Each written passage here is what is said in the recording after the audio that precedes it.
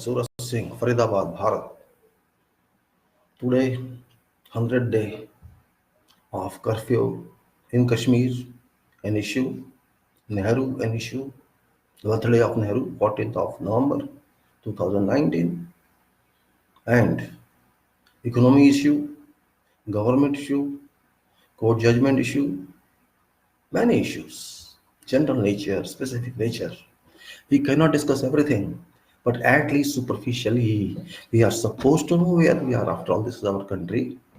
We should know what's happening in our country elsewhere. If we don't know this, we miss so many items, so many things.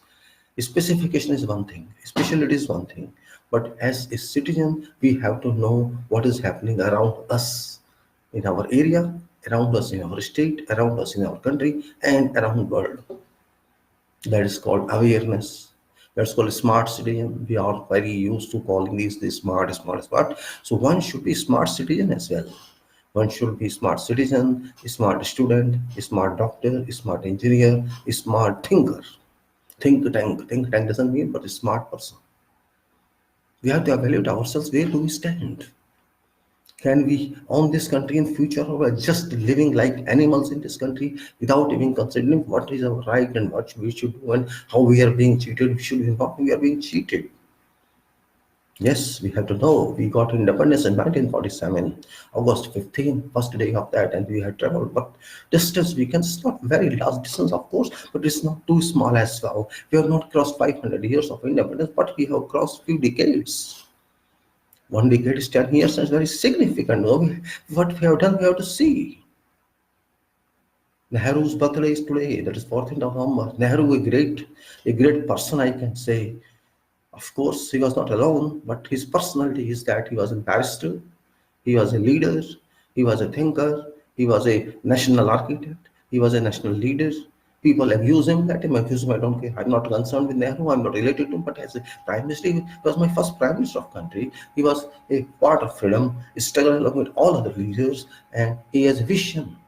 By being barrister at that time, in in 90s, you can say, maybe he got education somewhere between 1930 1940, whereas in those days, if you become barrister and you know good English, very commanding English in those days, means if you had known in those days when nobody knew English, you must be an intelligent, brilliant, hardworking person. Though maybe you are rich, I am not concerned with that person.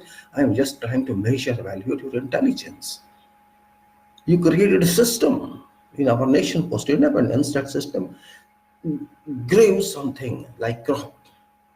You just seeded that land of people where there was nothing, there was no industry, there was no factory, there was no development, there was no education, nothing and nothing except deserts and forests. Yes, British gave some railway line or something which British did, but nothing was there except starvation, except desertation, except sadness. Of course, some reason, some level of happiness we got independence from British, but many people were killed, lakhs and lakhs, and maybe millions of people lost their lives. The struggles were there, everything was there. We had nothing at that time, to be very frank. If you watch photos of that migration from Pakistan to our Laos, Pakistan, you will find what status we really had. Yes, we had 1947, and today, 2019, 7 to 19, 72 years. Check what is there, compare what is there. You will find big difference. I'm not saying it's up to date or it meets requirement, but it has gone to some level that we achieved today, what we call today power of Bharat. We call very proudly, and these people who are in power, they call that they will become superpower in education. Sometimes ahead of now. If you look ahead 20, 50, 30 years, you claim to be Vishwaguru world professor. Yes, you will be. You will be. You shall be. If you commit. If you commit, if you have willpower, if you work hard, if you move constantly in right direction, you shall achieve that, provided you do that. It's not simply speaking. If you speak, you show your teeth and tongue, not your caliber. Teeth and tongue, lots of problem. Mind and hard work shall prosper. Commitment shall prosper. You have to achieve something. You have to work on that. We say in our constitution, which is our document, lead document and master document, and you can say mandatory document that works on us above all, which created, which was created for us, and we know what is there. Every day, from time to time, I tell we people, we people, we people, we people. Not I people, and not Nehru people, or not Ambedkar people, or not Hindu people, or not Muslim people, or not something like that. It is we people. We people, हम भारत के लोग, we people of Bharat, we people of India, having resolved to constitute our country, Bharat, as this sovereign, socialist, secular, democratic republic, to ensure people, to guarantee our community, to guarantee our masses these rights, justice, liberty, and equality. So that brotherhood and fraternity is created among all, and not individuality, no religiosity, nothing, only brotherhood among all, fraternity among all. That is basic requirement for our people. We ignore that or we accept it, but it's a requirement. That is a requirement. We are not a religious state, and we don't want to be. What political party, hell with them, I don't care with them. But as society, what we should be.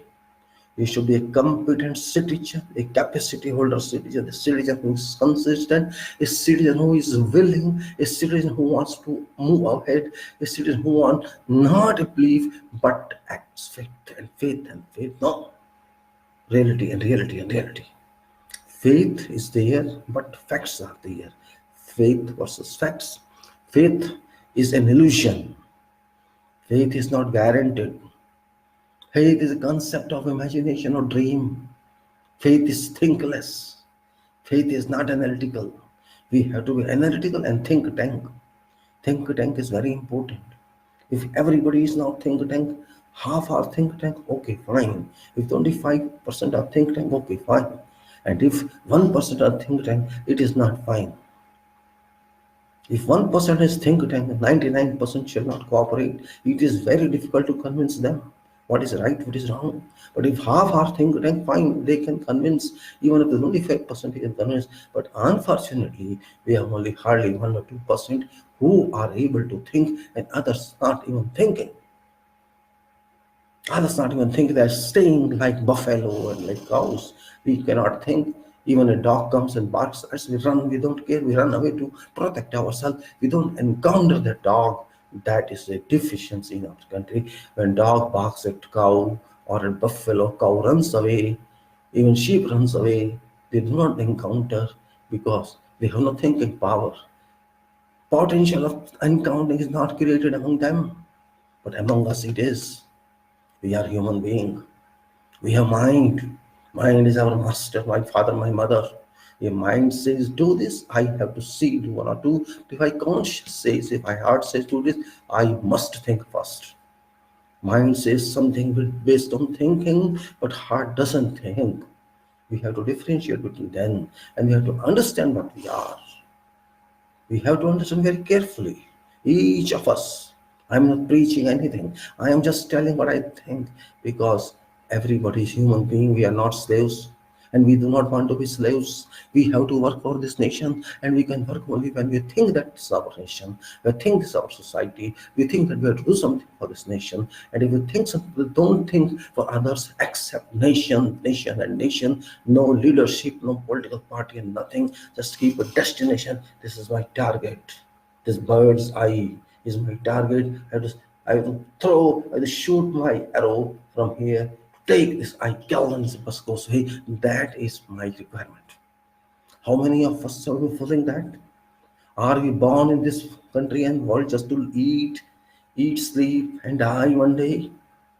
Everybody has to do. There's no question of that. When we come to this earth, first comes my date of death, and then my life comes. It is like that. Death first, and then life. Follow that way. Think the next moment is death. Don't think you have to live for 100 years.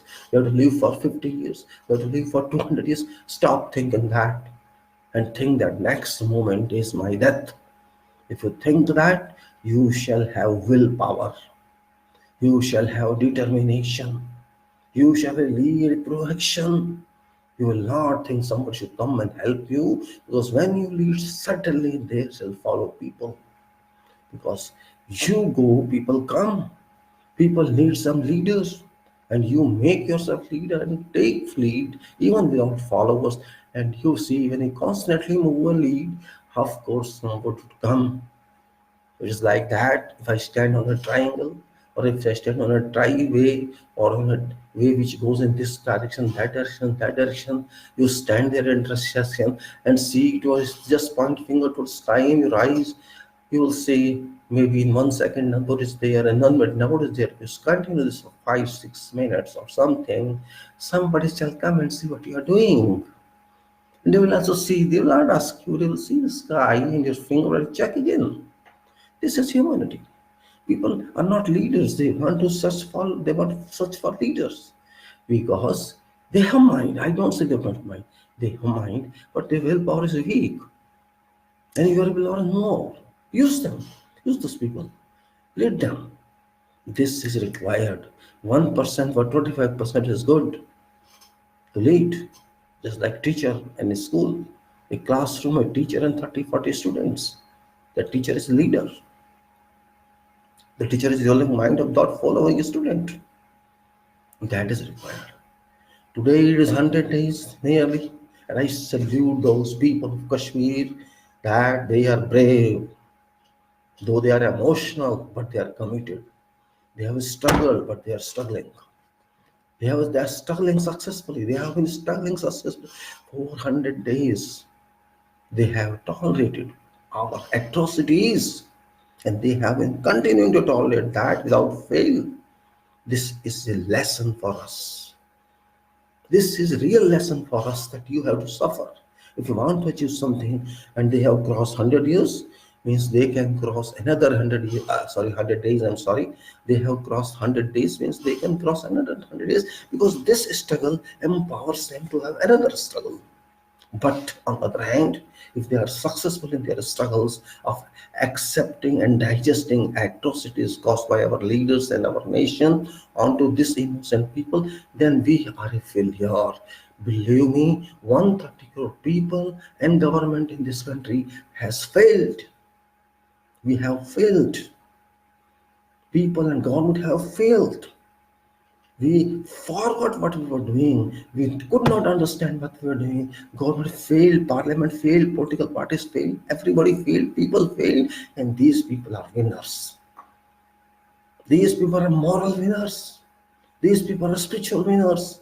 These people are commitment winners. These people have decided that they have to struggle, they have to encounter, they have to digest, and they have been successful. You accept it or you don't accept it, it doesn't make a difference. We have failed. As a nation, we have failed, and these people have become victorious.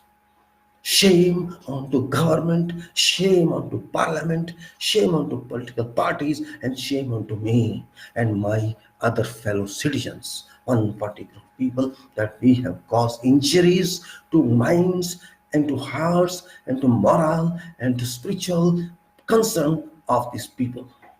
We have become indirectly killers. We all are killers. Our government is killer. Our parliament is killer. 140 crore people are killers to these 1 crore people who are brave. World knows this. World is not fool. All countries understand this. They are not saying anything. Doesn't matter that. Don't understand this. Kashmiris have become rigid. They have become resistant, and this is a very dangerous sign for us, for Bharat people, for Bharat country. We think we have won. You have converted them into your colony, Modi's colony, which is a very dangerous situation. But these people enjoy. We are pleased. We are happy. We are celebrating. What you are celebrating? You are celebrating what? You are celebrating murders. You are celebrating torture. You are celebrating moral defeat. What you are celebrating? You are celebrating, in fact, stupidity. You have no mind to think what you have done. You have alienated that society which stayed for 72 years. You eliminated them off. Every moment they are being further and further eliminated, and they have traveled millions of kilometers, miles away from here mentally. They are inside us, in our home, in our room, but they are now off our home. And we are not understanding that because we are fools. We are bodies, we are not souls, we are not minds. You do whatever you want to do with them, they don't bother. They ignore you.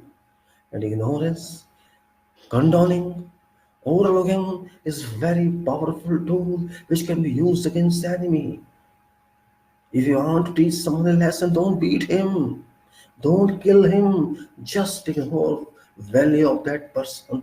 That person, if intelligent, if that person cares for that person, of course shall be tortured, shall get anguish and start speaking why you are not giving me work, why you are ignoring me. That ignorance is fire. So we ignored them and now they are ignoring us. You ignore them by abrogating 370. You ignore them by you can say removing GMK constitution. You ignore them by removing instrument of accession. But you failed. They ignored you. They super ignored you. They don't even consider you. They don't consider you as your country. They don't consider constitution their constitution. What can you do? You not only 9 lakh people, you put there 1 crore military. They will not bother about you. Where are you then? Your value has gone, your consistency has gone, your competency has gone, your willpower has gone, your plan has gone, your strategy has gone, everything has gone except you fools are there. We fools are there. Just boasting for nothing. Did not consider humans as humans. We considered them dogs and cats and donkeys, and that is the result. We treated them like this. Nonsense government and nonsense parliament, especially because parliament is a response. I don't blame government as much as I blame parliament and opposition parties. Particularly those lame and stupid political parties in this country who have no mind now. Congress is mindless. Congress is valueless. Congress has lost everything. A party which liberated this country from English people has lost its mind. They have no policy. They have no calculus understanding. They have no differential understanding. They have nothing in their mind except bakwas, except stupidity, except idiotism. They cannot speak with force. If you cannot speak with force, means you have no confidence in you. You are just untrustworthy. It's not a question of encountering or blaming someone. Question of facts. I believe in truth. That's it. Nothing else. Even if I lose something on that, I am ready to loosen something, provided truth prevails. Satyamev Jayate. Truth always wins, triumphs. This is basic law of nature. It's not our law, it's a national law, it's an international law, and it is a natural law. Truth is truth and false is false. One truth can defeat billions, trillions, millennials false, billions of, you can say, lies. Truth is truth. Truth is soul. Truth is God. We say Ram Naam Sat Hai. You know what does it mean? Name of Ram is truth. Satya means truth. So Ram equal truth and truth equal Ram. Understand that. That's basic principle. So we destroyed our Kashmir. Actually, it's destruction. You think they are with you mentally and psychologically. Baby, they are under your forces physically, biologically, but not spiritually, not mentally, and not soul wise, and not God wise. They are not with you, they are separated. Had they been with you, they would have come back and touched your feet. Sorry, we did wrong, we want to stay with you, forgive us. But that didn't happen. Indirectly, you are expecting now that you should ask them, but they are not ready to listen to you. They are no more your people. So they have gone, and you have lost them in fact. Physically, you may occupy them, you may hold them. It's different. You may hold them for hundreds of years. It doesn't make any sense. When they have digested 100 years, they will digest another 100 years and another years, and maybe by the time they are no more. Yes, when they are no more, you may take their land. It is different. But ultimately, you have lost a country which is called God's country, a country which is called Trinity country, a country that is called a spiritual country, a country that's called a secular country has lost something. You can neither be secular, you cannot be non-secular. You are thinkless country. You are baseless country. You are baseless people. You have no policy. You have no program. You have no formula how to handle communities. Very strange, and very strange. We did something without knowing what to do, without understanding problem existence where it is, and without knowing how that problem evolved, and without knowing how to think of solving that problem. And we have reached where there is no solution. Solution is stays, but solution is always there, remember.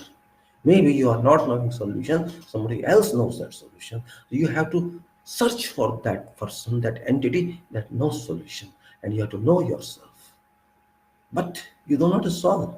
You want to play politics. If you want to play politics, play politics. You can play politics for 5,000 years. It doesn't make a difference because change is nature principle.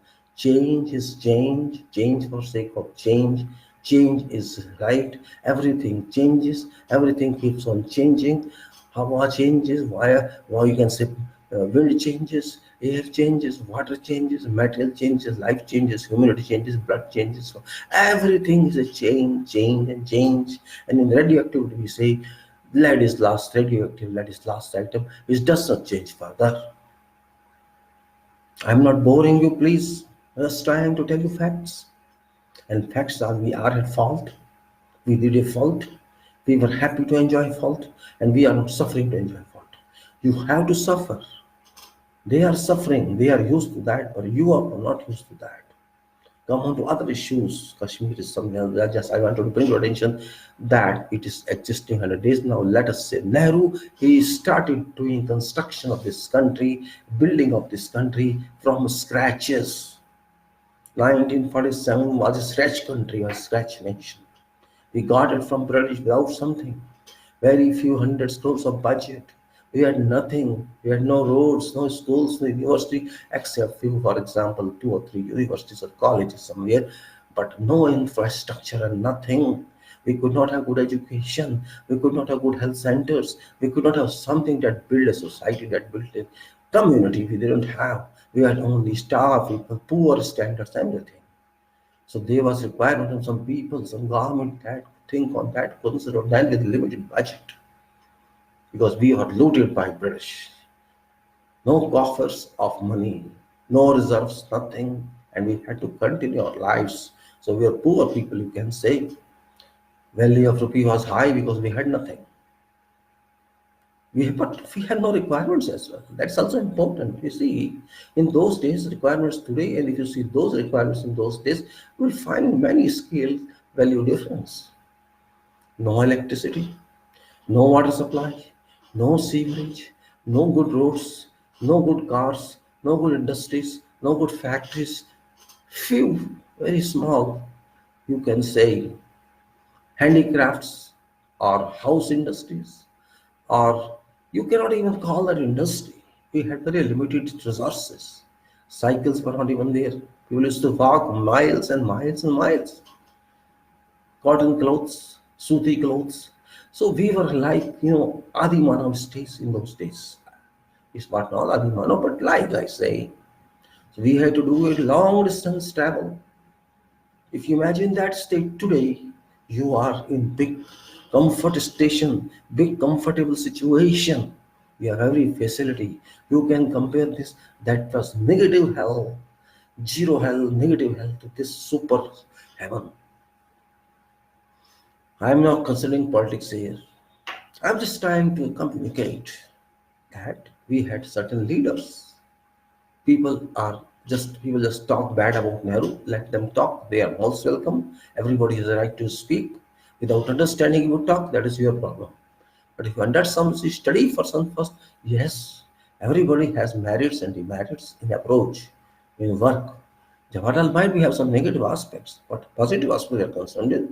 If he has some personal life, whatever life, I don't know that. But what he did for country, particularly health and education, is very important. Education and health, he promoted too much. He promoted many, many times health and education. If you see in those days, hospitals were available, of course, not to that level, but were available. Medicines were free, treatment was free, having schools education was free. Very nominal charges, you can say, hardly 1 paisa, 2 paisa, 10 paisa, 5 paisa. It was like free. Chances for education, and I was a product of that. I qualified in those days, you can say, I qualified my higher secondary in 71, 1971. I was born 1955. So I just got admission in one school and qualified in 11 years. I didn't change my schools. My father was not labeled that he could spend a lot of money. And then I got engineering diploma, and after that degree. I didn't spend that much. I can't even remember where we spent lakhs. There was no question of that. I am saying there was a structural system. People were given chances, or opportunities were given. Study, get good health. Dams were promoted, irrigation was promoted, in mesh of network of canals was promoted, which further which further supported irrigation, inundation of fields, and growing of crops and growing of wets and other items gradually, not in one go, but gradually all these were promoted so that we had cheap food, cheap wet grains, cheap rice grains and pulses and all that. So we started from these raw materials were available and affordable. And later we progress, education evolved, and everything evolved, you can say, from zero to full, 0 to 100. And we got to some economical status. We could say that its a formula was mixed type of economy, in which there is a part of capitalism, a part of state ownership, you can say communist type or socialist type, where property belongs to state, and part of other type means a kind of mixed structure of economy which does not exist today. We have lost that. That structure means more than 50-60% people were absorbed in state organization, and maybe 5, 10, 20% were absorbed by private organizations. So gradually it changed, and now it is brought to some development of economic development, privatization and all, which has completely changed previous status, which could generate food for everyone. But now it is food for only fittest, means right to fittest. And fittest right means it is right only for top people and not for others. You cannot compare in this 140 crore people that people are fittest. You cannot compare that. Everybody cannot be rich. Everybody cannot be intelligent. Everybody should be, because food is required by everybody. Even if you don't work, you need food. You need clothing. You need housing. That is basic requirement of life. You cannot say I can survive without that. Even if you are not doing anything, you need food. This is basic requirement. Well, we are not welfare state, but welfare state is a requirement. What is welfare state? Welfare state is everybody is taken care of by government, by state, and we are not taken care of. In law, the state is responsible as a directive principle, not as mandatory principle. We are not given any condolence and dole allowance as given in England or in America. Here, it doesn't exist. We are not given anything free. Of course, subsidies are there. It's everywhere in the world. Go to Arab, you'll find subsidies and subsidies and subsidies, even more than what we are given here. So we are subsidy-based country, but we are not welfare state officially, formally. We are a state to exist. If you cannot maintain yourself, it's your responsibility. It's not state responsibility until this accident occurs. You are impacted upon by state in misorganization, or you can say misarrangement. Then you have a responsibility to exist, and that is supported by state in exceptional circumstances. So do not depend upon state fully, because our constitution does not empower us so to do, and there is no statute which feeds you when you have no job. There's nothing as such. It is all political scandal. They say we'll give you this much if you have no employment. It is all irrelevant. Nothing. Don't trust somebody or anybody. Do not trust anybody in politics. This is my you can say conclusion. I used to value these people very high at Congress or this and that sometimes means BJP. I had no clear idea about these people. I thought they are same as they should be. But at the same time, they are the same. If you criticize Nehru or if you criticize Gandhi, if you criticize those people or someone means who contributed their works, who contributed for development of this country or for liberation of this country, if maybe they were wrong somewhere, I am not saying they were anything. First, you tell your contribution. What is your contribution? Only then you can say, this man is not done this. This man hasn't done this. He is a useless person, you may say. But first you prove yourself. If you did not contribute anything to this country, why you blame other? My question is that. You have no right at all. First you prove that you sacrificed to this level for this society and for this nation. If you fail to sacrifice your efforts, what you are talking about?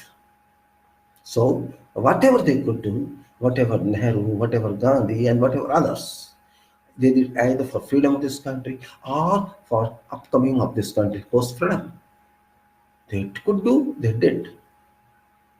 They did not take money from this country to outside. Whatever they did right or wrong, they did for you. If I were in this place, might be I made some mistakes. I had made some mistakes. And you do somewhere work, you see what you do. Don't you make mistakes?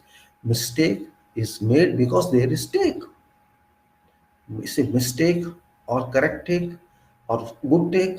It happens because you are working. And if you don't work, just sleep, you will not make mistakes. Simple. So error is acceptable.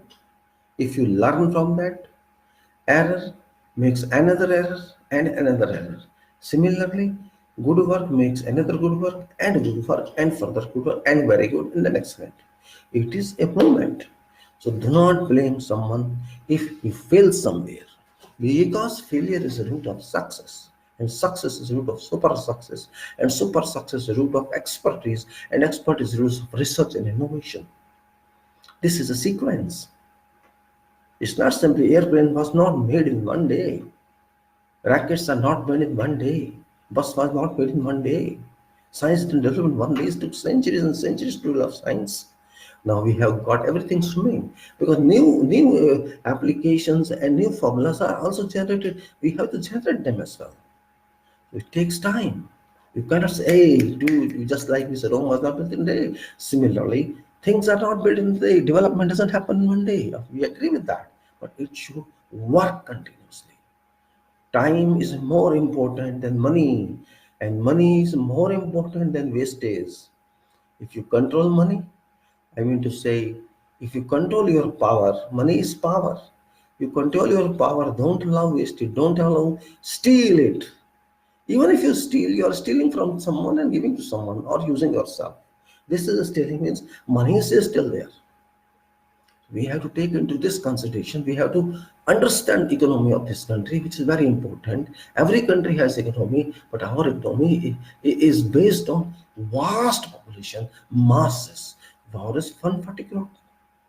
140 crore is so small, but we have to live. We have to live with them. You cannot say why you are here in this country. You can't say that.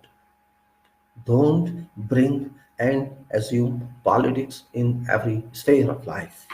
Politics for politicians, not for me and no you. I am not politician and I don't want to be politician because I don't trust politics.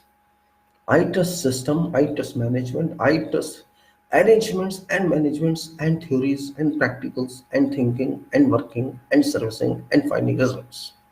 That's called engineering. Develop mind, use mind, don't use emotions. Emotions means wastage of everything, and mind means savings of everything. So that's what I say. Make everything as required with quality, with safety. Again, I say reliability. You must make yourself reliable. You must make your work reliable. You must make your organization reliable, and you must make this country reliable, your society reliable, system reliable, and management of government reliable, not simply politics. Politics should be no place in our country, because we have learned this politics is stool, this is sewage, this is sludge, this is effluent, must be treated and thrown away if we want to move further. Kashmir we have handled, you know what happened, and this economy we are handling very well. That there is a government which doesn't understand anything. Unfortunately, I'm not criticizing government, I criticize inactions. If this government had to perform, they could perform. Otherwise, they have no right to stay in government, because they are handling money of whole people. They are handling money of 20 lakh crore per year and other monies. Their policy should be accordingly decided. They must think that way to improve everything. But unfortunately, they are not doing that. And that is a problem occurring everywhere. It's not a question of whom to support, not to support. I am not supporting everybody, and I'm not interested to support them, because they have to prove that they deserve our support. They are careless people. They may be in government or treasury, and they may be in opposition parties. All are careless. All are careless. All opposition parties are careless. Forget government parties, they are super careless. Because only one motto, only one ambition, seat of power. This should not be ambition of smart people. Seat of power shall certainly come to you you can say if you qualify that, if you deserve that, it shall come to you. Why you should go behind that? Don't go behind that. If your performance is worth, if your work is worth, your mind is worth, your direction is worth, you shall certainly get that. But don't be hungry for that. You all are hungry. You may be government, you may be opposition. Everybody has only one plan: how to stay in power without doing work for people. If you do work for people, you don't worry about seat of power. Work is more important than power. Office is not important, your action is important. They say you don't have any office. No need of office. If there is no room, I can sit outside and work. I have seen many people working like that. Yeah, you will get office, indeed. You will get. Nevertheless, if there is no office, you have to work.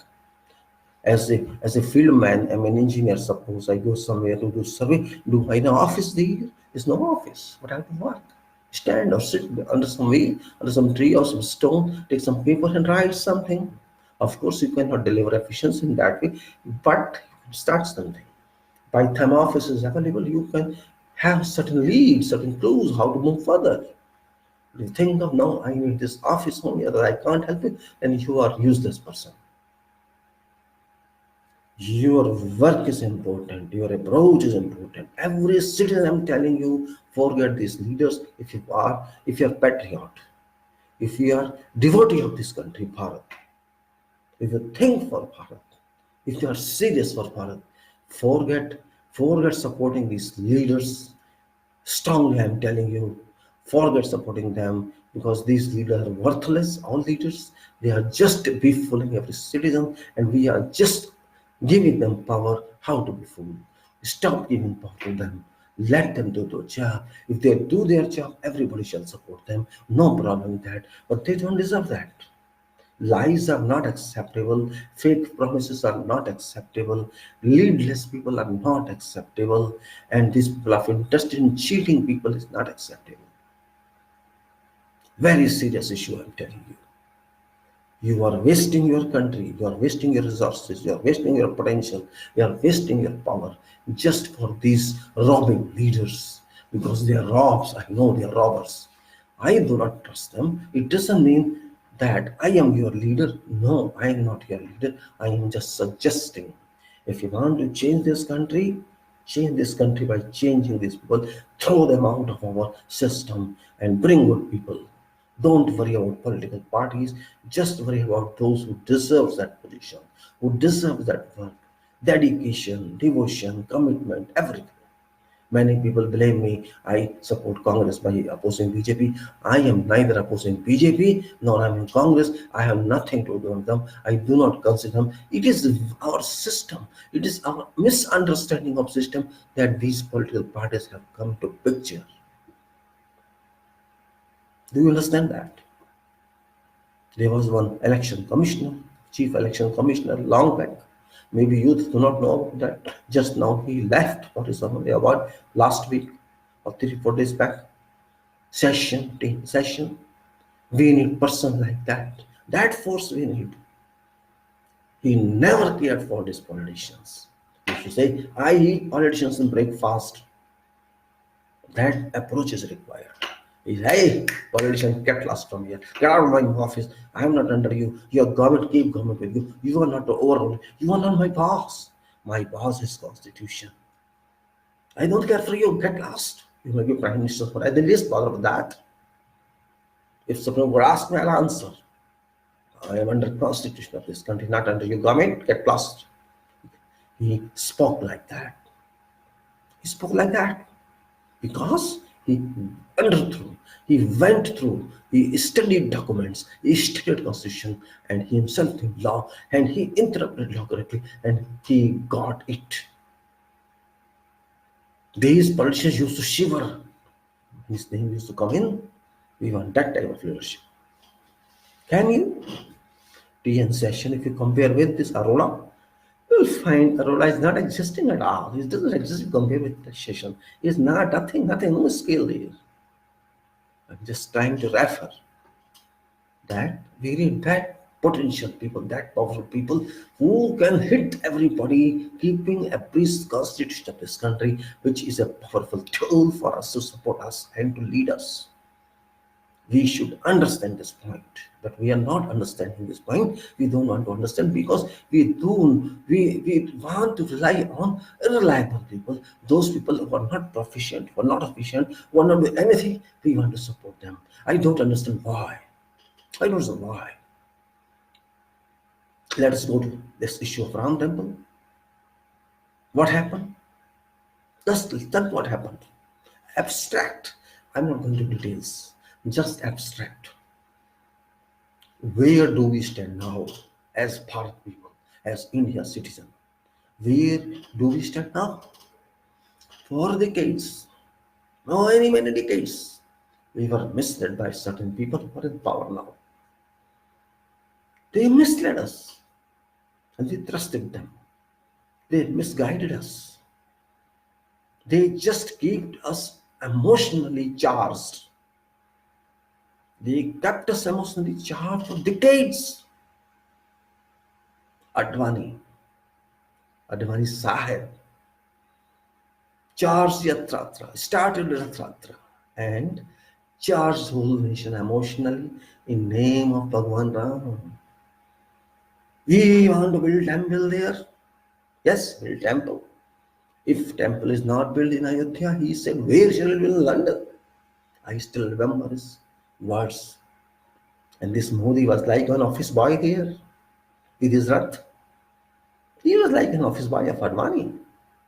Office boy or Rath boy, you can say.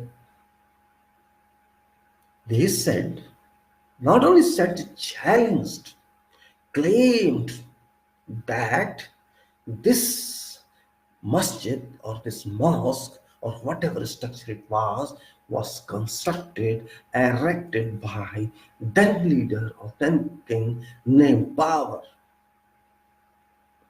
And that king also constructed that by demolishing, or you can say pre-existing structure, which was Ram temple was demolished. This philosophy, this theology, they were successful to create imaginations of our people. This community of so-called Hindus or Veda followers, which they don't know themselves, was swayed to understand, to accept this phenomenon that pre-construction stage Ram temple existed, which was destroyed by that person, the king. They accepted that as if it happened. Means it was brought to mind of citizens seized to a level. He agreed with that. Yes, it was done. You know that? Hence, for decades, many decades, we trusted that why Baba demolished that structure. But what result has come in now? Result comes in that our super law mandate now says through Supreme Court that it was false. It was false. Means we believed something which was false. This means these people are false designers. These people are fake designers. They can believe you, they can force you, us people of this country, believe in falsehood. And we believed. Then, this is one part. Another part is, in that structure, they install sanctified idols of Ram, Lakshman, and Mata Sita. Of course, they did that, which was court said illegal. Court mandated it's legal. Hence, not only they demolished, they made you understand, made you accept that Baba demolished that structure, but also they did this criminal act. Okay, court accepted that. So, another crime. You are playing with God by crimes, by committing crimes. And then on 6th December, they demolished, removed that building. That is also illegal. Even after submitting an affidavit that they would not do that. So these three stages, these 3 points, with full power, announce superly that they do something very, very illogical, very, very illegal, and these people can think you whatever they want to make you think. They can falsify things, they can do criminality, they can do whatever they want, and they say they are devotees to Bhagwan Ram. You are cheating Bhagwan. You are abusing Bhagwan by installing idols illegally. You are cheating Bhagwan by breaking that building, demolishing that building, smashing that building. And you claim that you are devotees of Bhagwan Ram, who was a legend of humanity, who was a legend of truth, who was legend of sacrifices, who are legend of everything. That Bhagwan, that God, you are cheated, you have cheated, and still you are cheating. Not only you cheated, Supreme Court is not accepting that as well. Supreme Court caused injustice to one part. You want to make a temple on a land that has been received by cheating, by fraud, by manipulation, by imagination. You want to rely on that land, and you think God, Bhagwan, Purushottam Bhagwan, that soul shall like to be there, they like to reside, to live there for your worship. Never, never, never. Because Ram is Ram. Ram is truth. Ram Naam Satya Hai. Ram's name is truth. Ram equals truth. But here, Ram equals manipulation. Ram equals cheating. Ram equals treachery. Ram equals treason. Ram evil, everything evil. You are responsible for that. You people who actually are not Vedic people, you people are migrated people from overseas. You can never be called Vedas people. You can never be called Dharma people. You can never be called Dharma people. I am sure about that, because Dharma people can never speak lies, can never go wrong, can never cheat, can never do fraud. But you did all that. How can you claim that you are Ram's follower? Ram sacrificed palaces and kingdom. Ram, who did everything, he agreed to stay in forests. He agreed to accept every sacrifice. He sacrificed his spouse for sake of truth, for sake of common good. But you, for sake of your politics, for sake of your votes, for sake of coming to government peace, you did everything against Ram's philosophy. You cannot know what Ram is. You do not know ABCD of Ram. You do not know anything. Had you known everything, you would not have caused this. You can never be called Ram's devotees. I am challenging. And Ram shall never come to that place where you make temple, believe me. Because Ram doesn't trust fake. Ram doesn't trust designs. Ram means truth. If you are true, Ram is inside you. Because Ram name is even above name of Ram King. Satyavadi Harishchandra. Do you believe in seventh yuga? Yug, seventh means after negative yuga, zero yuga, ninth yuga, eighth yuga, and then seventh yuga, and then sixth, fifth, fourth, and Treta yuga, Ram came, and then next yuga is Dweta Krishna came. So Sat yuga, Harish Chandra. What happened there? And who is Ram? Do you know? Ram is a continuation of Satyug Harishchandra clan. Harishchandra clan is 4. I don't know how many millions. 4 is that clan of Ram. Ram inherits that clan, and that clan where Satyavadi Harishchandra sacrificed everything in interest of, for sake of truth. That person came as Ram. And you are making temple, you are going to build a building where Ram has to stay based on fake, assumed, cheated, fraud, falsely, every negative evil is there, and you have that land, and you think Ram would come to sleep, to stay, and bless you from that land, and you are in a wrong conception. You are in a dream, negative dream world. Then you do not know what is Ram. You do not know what is Ram. Ram is not a name. Ram is not a person.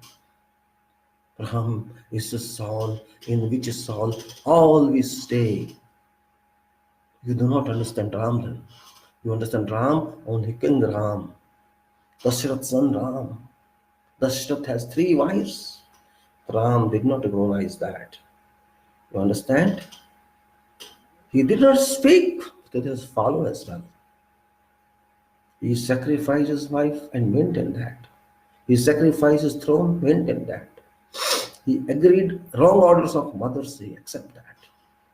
He accepted everything which went against him, but he accepted, digested all atrocities, all causes in interest of society, in interest of nation, in interest of human development. That is Ram. Ram did not use human soldiers for his war. He used known humans. Do you understand that? He knew these humans are not reliable. He used only his brothers and other communities like monkeys, like bees, like others. Do you understand and analyze this situation? Are you capable of doing that? Or just Ram, Jai Shri Ram, Jai Shri Ram, Jai Shri Ram? Is there only that high phrase you are able to use and nothing else? Can you follow Ram? I challenge all of you. Not even 1% people are there who can follow Ram. Yes, you can follow Krishna. All of you have been following Krishna. Not even 0.5% follow Ram.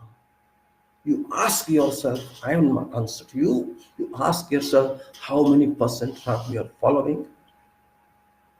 Are you living simple life? Are you sacrificing everywhere? Even order is wrong. Are you complying that? If your mother says, your father says, are no rapes there happening?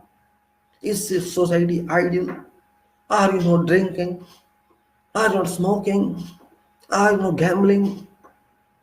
Are you not speaking lies?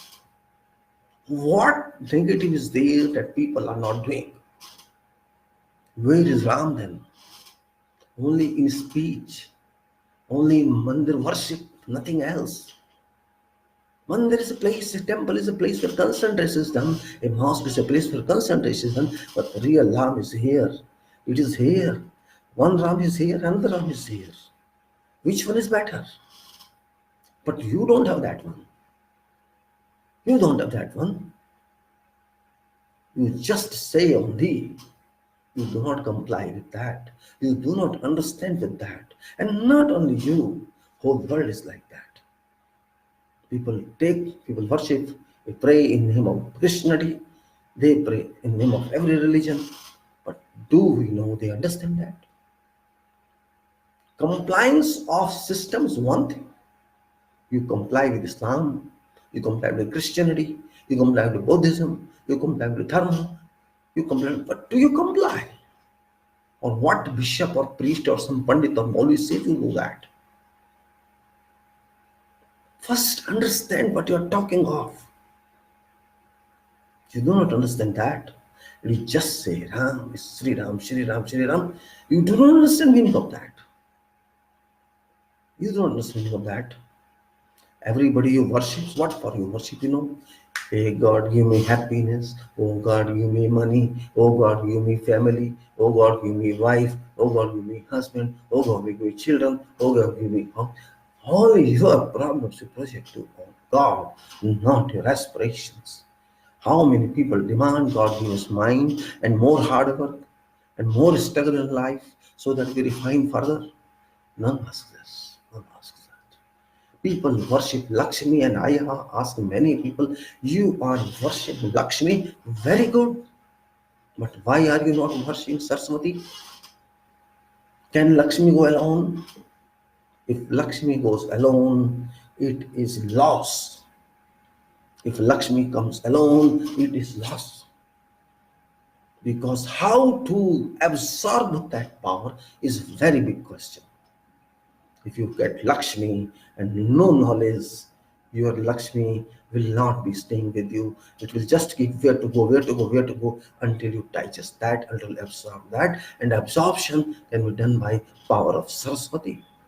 So Lakshmi and Saraswati are inexchangeable. They are interlinked, but we do not understand that. If there is no industry, what shall Lakshmi do?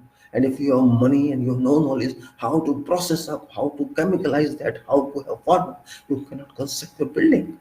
Your process cannot be done. So Saraswati doesn't exist. Lakshmi, you will just enjoy life and do nothing else. And if there is knowledge something, Lakshmi can be absorbed in that. So first try to do this. Ram was not alone Lakshmi, it was Saraswati, it was sacrifice, it was motion, it was a removal of devils, evils from this earth. That was Ram. Ram, you can say, quarantined all the virus on this earth. Ram quarantined every bad element from this earth. Same thing Krishna did. But you do not want to understand that. You don't want to understand that. You just want a game of politics to move and nothing else. That is what I say. It is not easy to understand. To say this mind is for what? I don't understand. What is the meaning of your education? If you can't use a mind, you know mathematics, you know physics, chemistry, biology, arts, science, commerce, and humanities. Every knowledge we have in society in different persons, but it is only certified knowledge, it is not applicable knowledge. If it is not applicable, it is all rubbish, all scrap. You might be having 20 PhD degrees. If you don't apply one, it is only book, nothing else. Book is book. It's a paper. And until you apply that knowledge, it is useless. Ram said that, and Krishna said that, and everybody said this.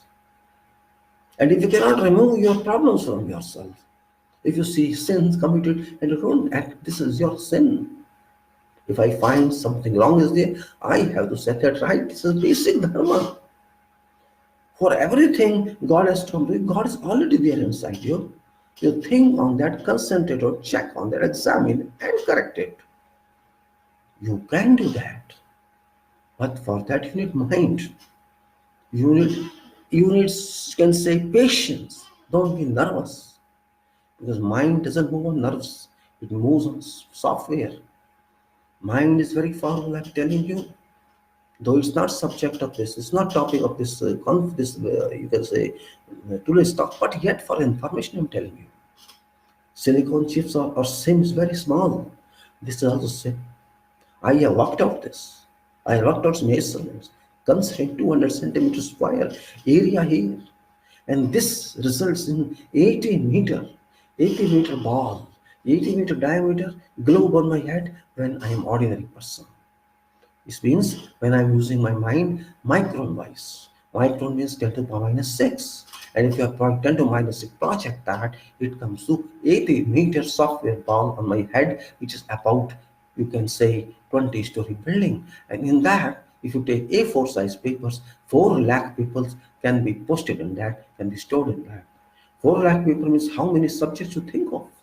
If you take one subject is 1000 pages or 500 pages, if you consider 1000 pages, 400 books are there.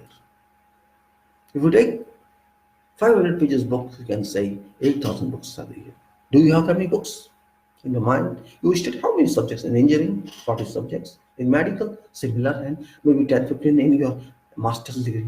So you have even not used that mind properly. And if you concentrate on that, and hence its unit power, which I'm saying 10 to the power minus 6, maybe 10 to the power 10, 10 to the power minus 50, you may even cross the solar system. Just example I'm giving you, you know Earth.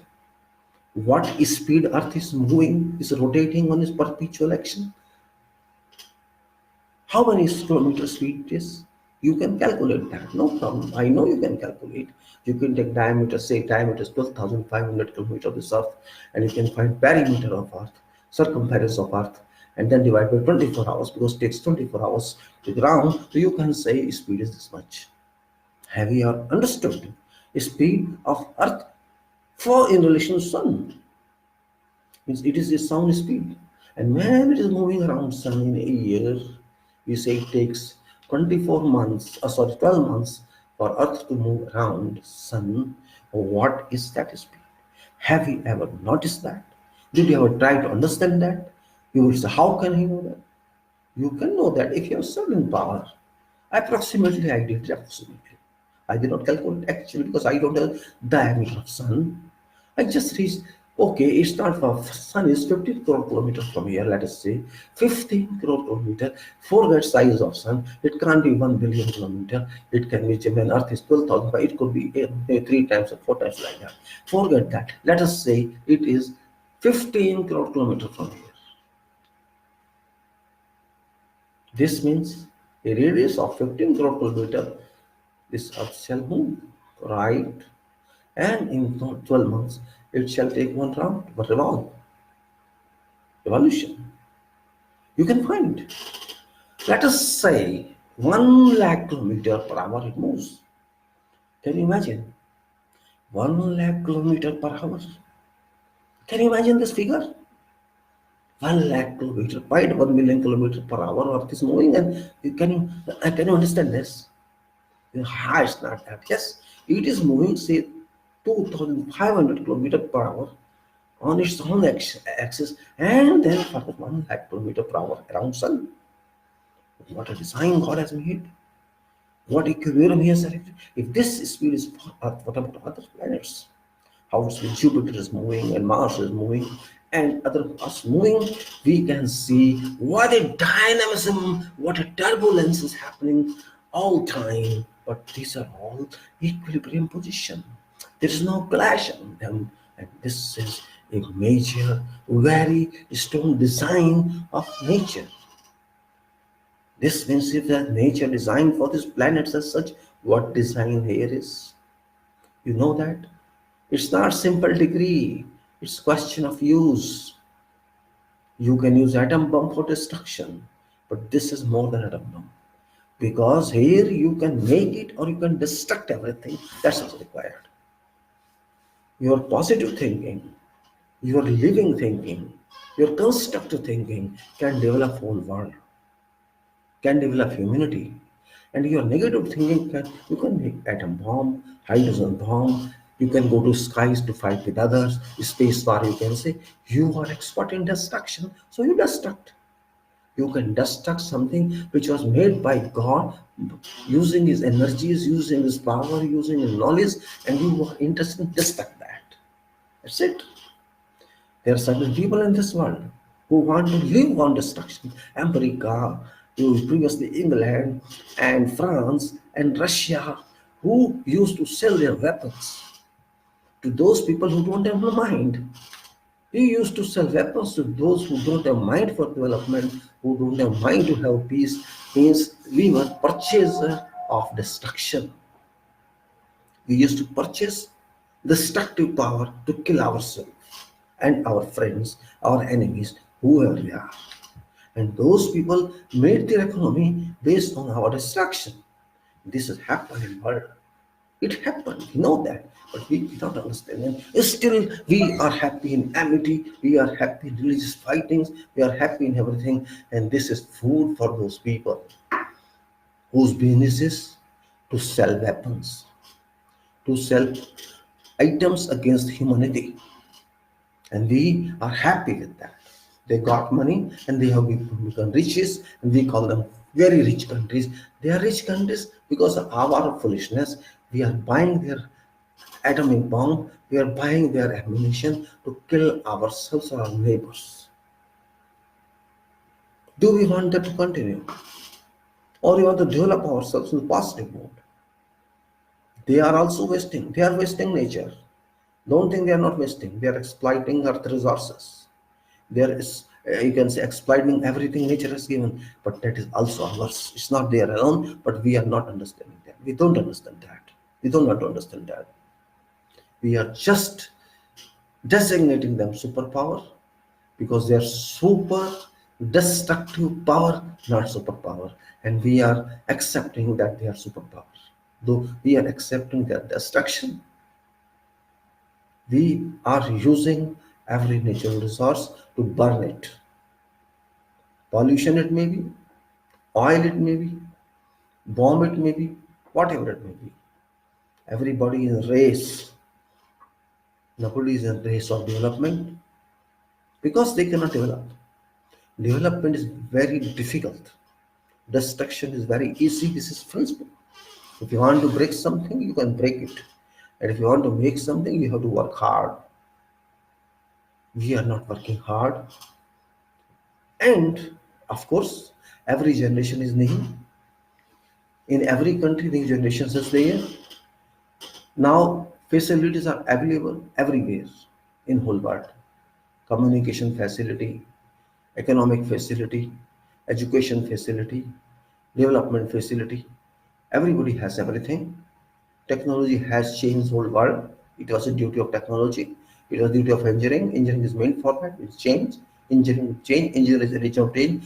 Engineer is an agent of change, and engineering is agency for change. And engineering doesn't mean civil, electrical, mechanical, IT.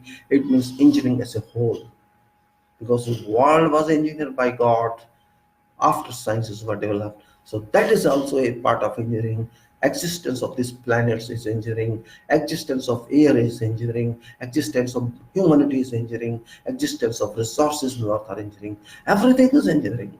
God did that without telling us that this is based on Bachelor of Engineering or Master of Engineering or Post Engineering. He just said tacitly, this is world, stay here. But we have our own engineering. Just to know what is engineering, just to understand that system is engineering. That is the only difference. Means we are not even understand what is God's philosophy, what God's desires. God would never accept demolition. God will never accept destruction because he cannot accept his own creation. God is he and she both. So we have to respect God. If you develop, if you add value to God's work, it is called worship. Not worship only arati or namaz or prayer or gurus. All these are systems. All these are for self-satisfaction, but improve world. Add support to God's work because we are also God's support. God created each human being for that. Go and work for me. But we will not do that. We will ask God, give me more, give me more, give me more. He has already given you. What else you want? Every time when God is my problem, solve it. It's my problem, solve it. There's no problem. You are making problem yourself. God didn't ask you to do so. When did God ask you to just desire more and more and more? He never asked you that. Don't blame God. Whole world is moving in a very, very different direction. Economy has overgone. If there is no equilibrium, if there is no balance, you believe me, economy doesn't exist. It cannot exist. Economy means doesn't mean you exploit everything. Economy doesn't mean that. Economy means to use resources economically. We say engineering, economic, design economic use. It doesn't mean you just check cost for everything. No, it's not that.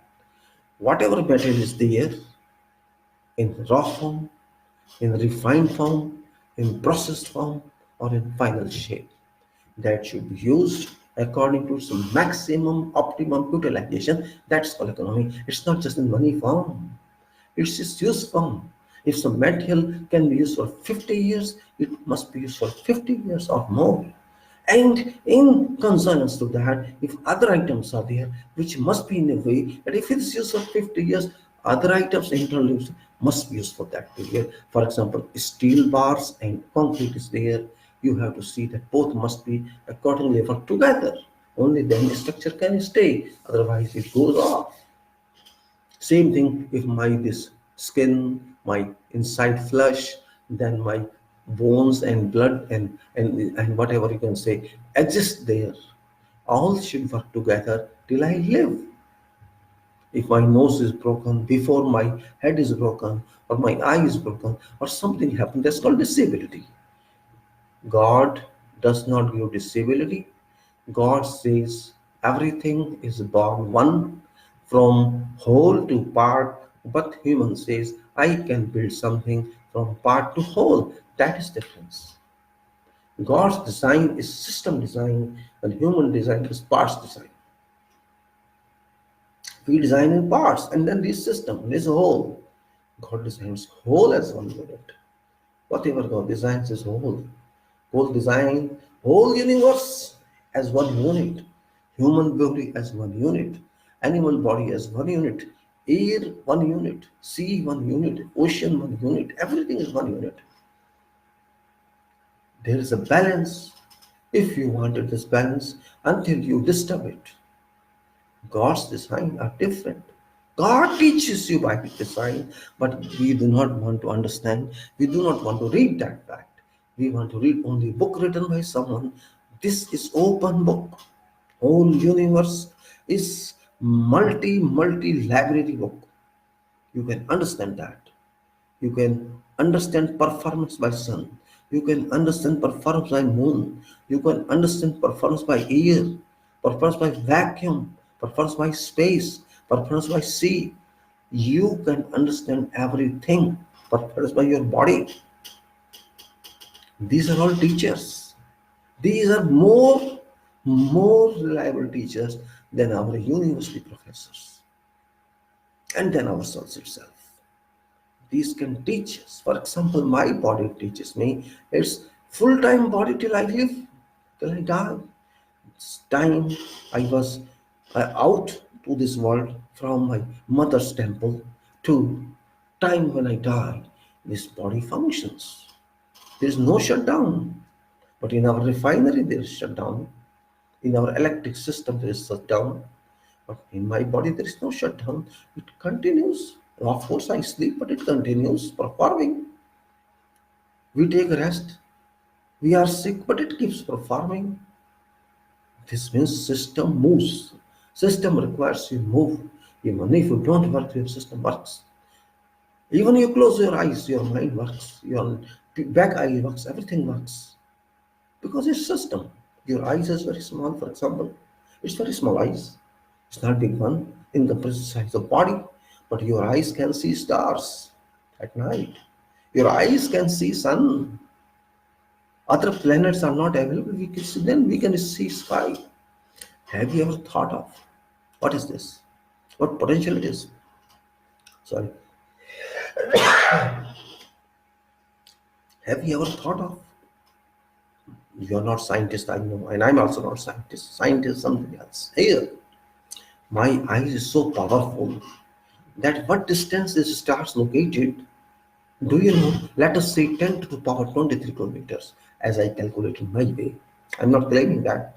I assume 10 to power 23 means if you place 0 after 124 zeros or 23 zeros, let us say that kilometer is located to the stars.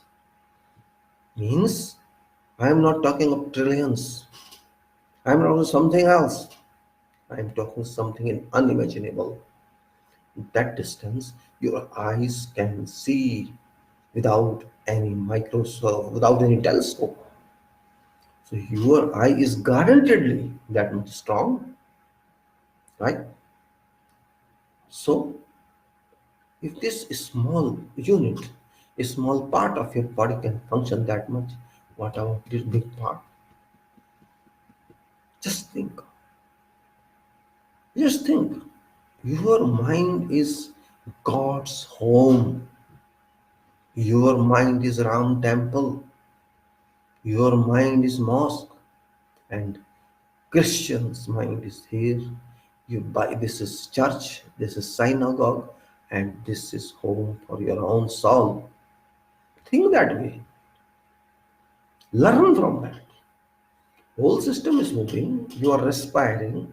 You are respiring here, free of cost. You don't think that. In that air, there's animals here. There is bad air. There is hydrogen sulfide. There are chemicals, but you are respiring without objection. Don't you think that is valuable? So we have to generate our thinking our way. We have to forget, we have to take for granted that I am living for sake of living, for sake of education, for sake of employment, for sake of marriage, for sake of generation to my family, and for sake of death thereafter. If only that is your restraint, that is your limit, you cannot do anything. You can blame me.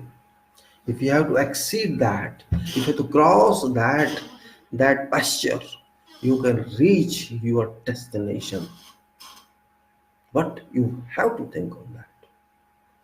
So forget all religions, forget all sentiments, forget all emotions. God is here. Use it. He's waiting. God is waiting for you. You have to utilize that.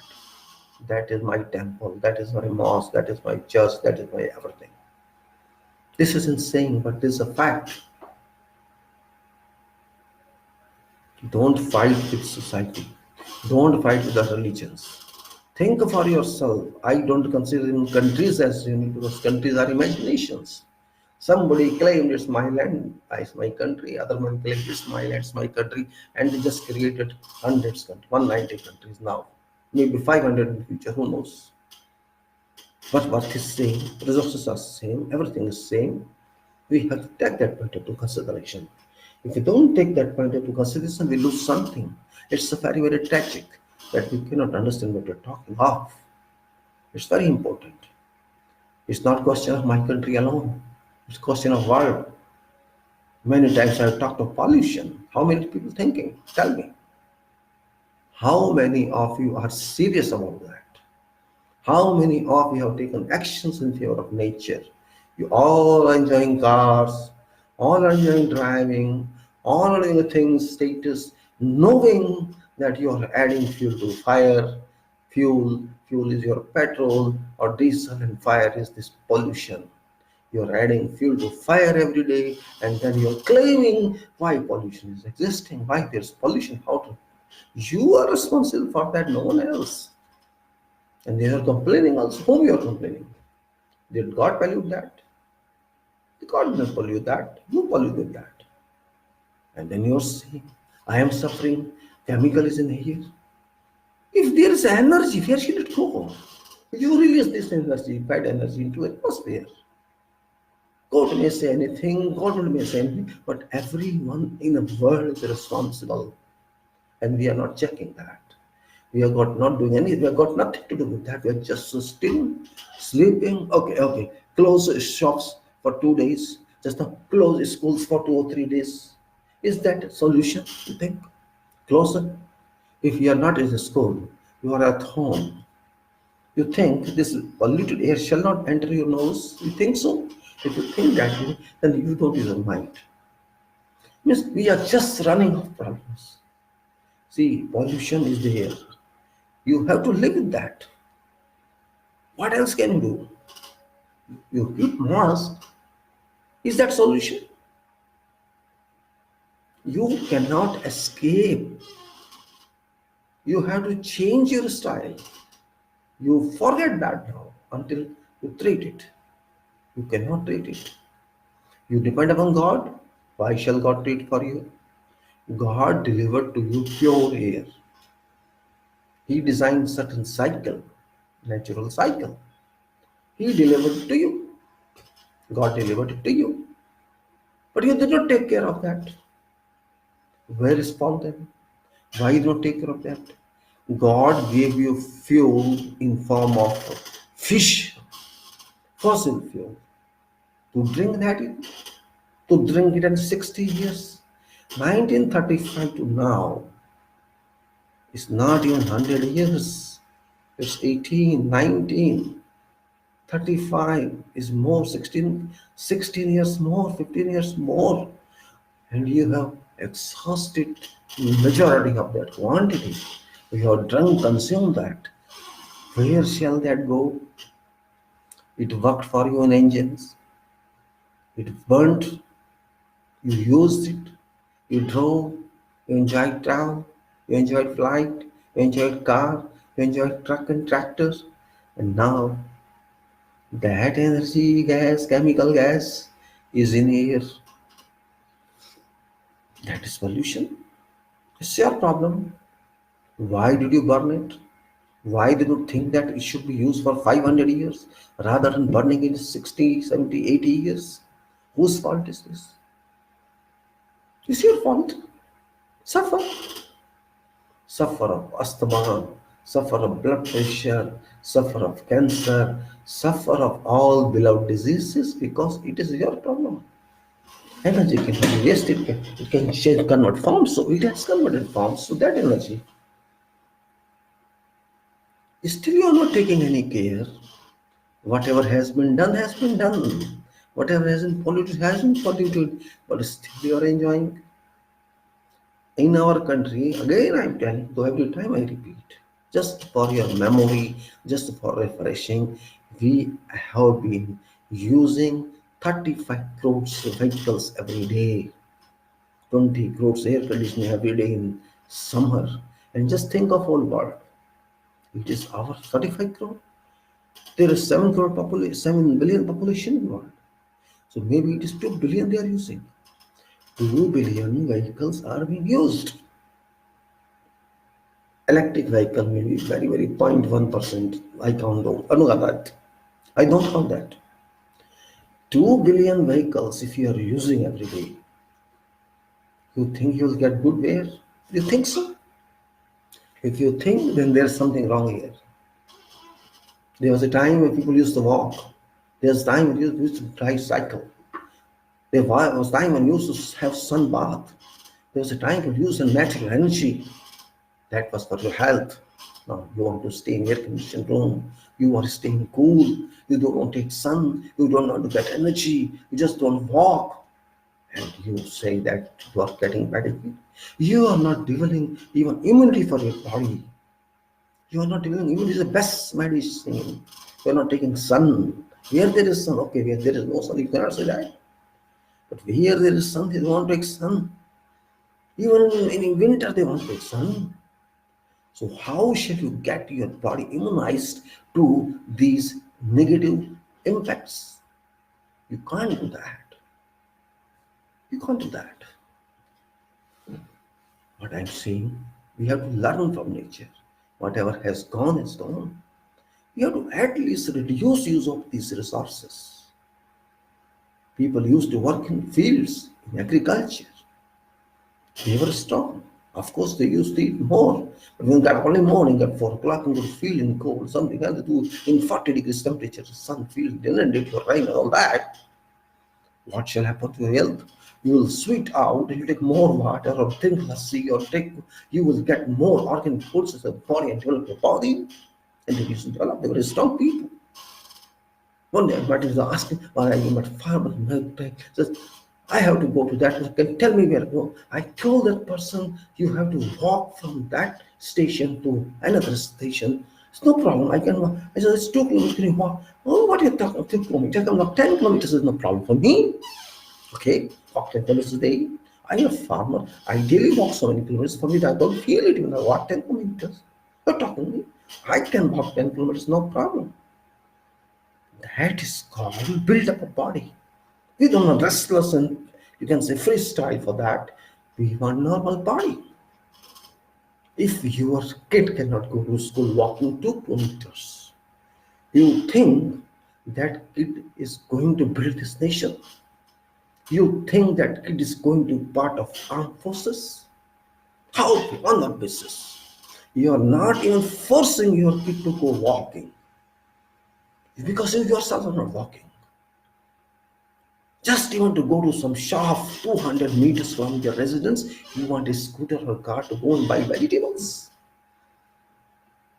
You can't go walking, you can't go by walking, at least to buy your daily use items. I don't understand what sort of people we are. They're like my blood pressure, I have asthma, my joints are paining, I can't sleep. You can't sleep. You can't sleep. Actually, you are sleeping, not physically, mentally. You are sleeping mentally, not physically, unfortunately. If you stop sleeping physically, if you stop sleeping mentally, when your mind works, of course you need then rest. Try it. You are interested to go to doctor for medicines. I'm not sleepy. You're going to gymnasium. I want to do. What's that? Why you want to do that? You have time for 1 hour to go to gymnasium. Why don't you want work over 1 hour on road? Walk and see change of your body. But you want to do that.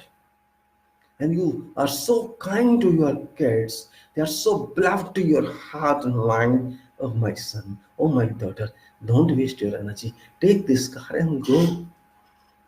Travel by car and buy milk from market or go to that market or go to school or I'll drop you to school. Don't walk, my dear children, my dear child. I am supporting you. I'll drop you there and come back to go to office. This has changed our culture of living, our style of living. How to do it? It's not only for our country, it's for all countries. You go to Arab, you'll find the same thing. Saudi people, other people, now they have been obese. They're obese. Obesity has come to them. 40% people have been suffering from obesity, from blood pressure, and they're all having stomach, bellies. Go to America, you'll find same. Go to Middle East, you'll find same. This shedom have grown up into bodydom because they don't walk. They use driving good cars. Of course, they have money. And our people are no different. Road has no space. Blocked roads, but you are in car. You are ready to waste 2 hours a day to drive 8 kilometers or 10 kilometers. You have to go by car because you have car. You can afford car. Nobody is thinking if I can avoid this, I avoid this. Okay, long travel is fine. You have to go 20 kilometers. You will not do public transport. I accept that. That's not a big deal. But where you can avoid this, you can't avoid that. Under compulsion, France, a country of its own designs, a country which doesn't copy designs. You know that. France has its own technology. They don't trust technology from America or technology from some other country. They have their own technology. They say we reduce the speed. They brought down law. They say we enact law. You cannot drive more than this speed. from 2020 onwards, because we have to control pollution. If those people can think that way, once I met one the French guy in Libya, it was 1984, long back means we were many of them are born, and we were traveling from town of Sirte, I think yes, I'm sure, yes, from town of Sirte to Tripoli, around 300 kilometers. I thought it will take 5-6 hours because usually even if it's 300 kilometers by speed 60, 70, 80, it takes around 5-6 hours. But this man reached in 2 hours, less than 2 hours. But it's doing 160. That's what you're doing, so fast. Where's fast? It's only 160. Of course, Libyan roads are very good, very, very good. Advanced roads, more better than America, I think, that time. I was surprised those days, 160 kilometers, 90, just imagine what soft cars they have. It's a French guy. Cars of Peugeot and others is built in France, manufactured in France, better than German cars and other cars. But I'm just referring to. So those people who used to drive 160 speed in 1984, what would have been their minds now? But they are detracting, they're bringing down speed because first of all safety and then prevention against further pollution. And what we are doing? What we are doing? If one has one car, he wants to have another car. If one has one car, he wants to have two scooters also, motorcycles also. Means our state is ownership of car. Our state is ownership car. Practically, they are BPL. For example, I've seen many people here in areas, in villages or other, particularly in villages, and those who are in different cars. I have car, he has fridge, he has his own house, but he is BPL. What a beautiful nation we are. You are having BPL card when you are having BPL card when you have a car, your fridge, your house, which is against definition of BPL status. But you have not only one car, you have one car of 13 lakhs and the car and the one, then motorcycle and then this and that, and mobile and every facility, and then you want to enjoy, and you say, oh, air is very smelling, it's offensive air, it's hydrogen sulfide, is very bad smell is coming. You shall get oxygen. What shall you get? Rose flower effect. You shall certainly get hydrogen sulfide. This is your creation, your design. You are responsible to enjoy hydrogen sulfide. I enjoy hydrogen sulfide, my dear boy, girl. It is your combination, it is your theory, it is your air. You are using this and you have to use that. You have to change your body system just like a fish in seawater. You have to stay in saline water. So it is that. God gave you gift, but you did not care for that. You enjoy this. What's wrong with that?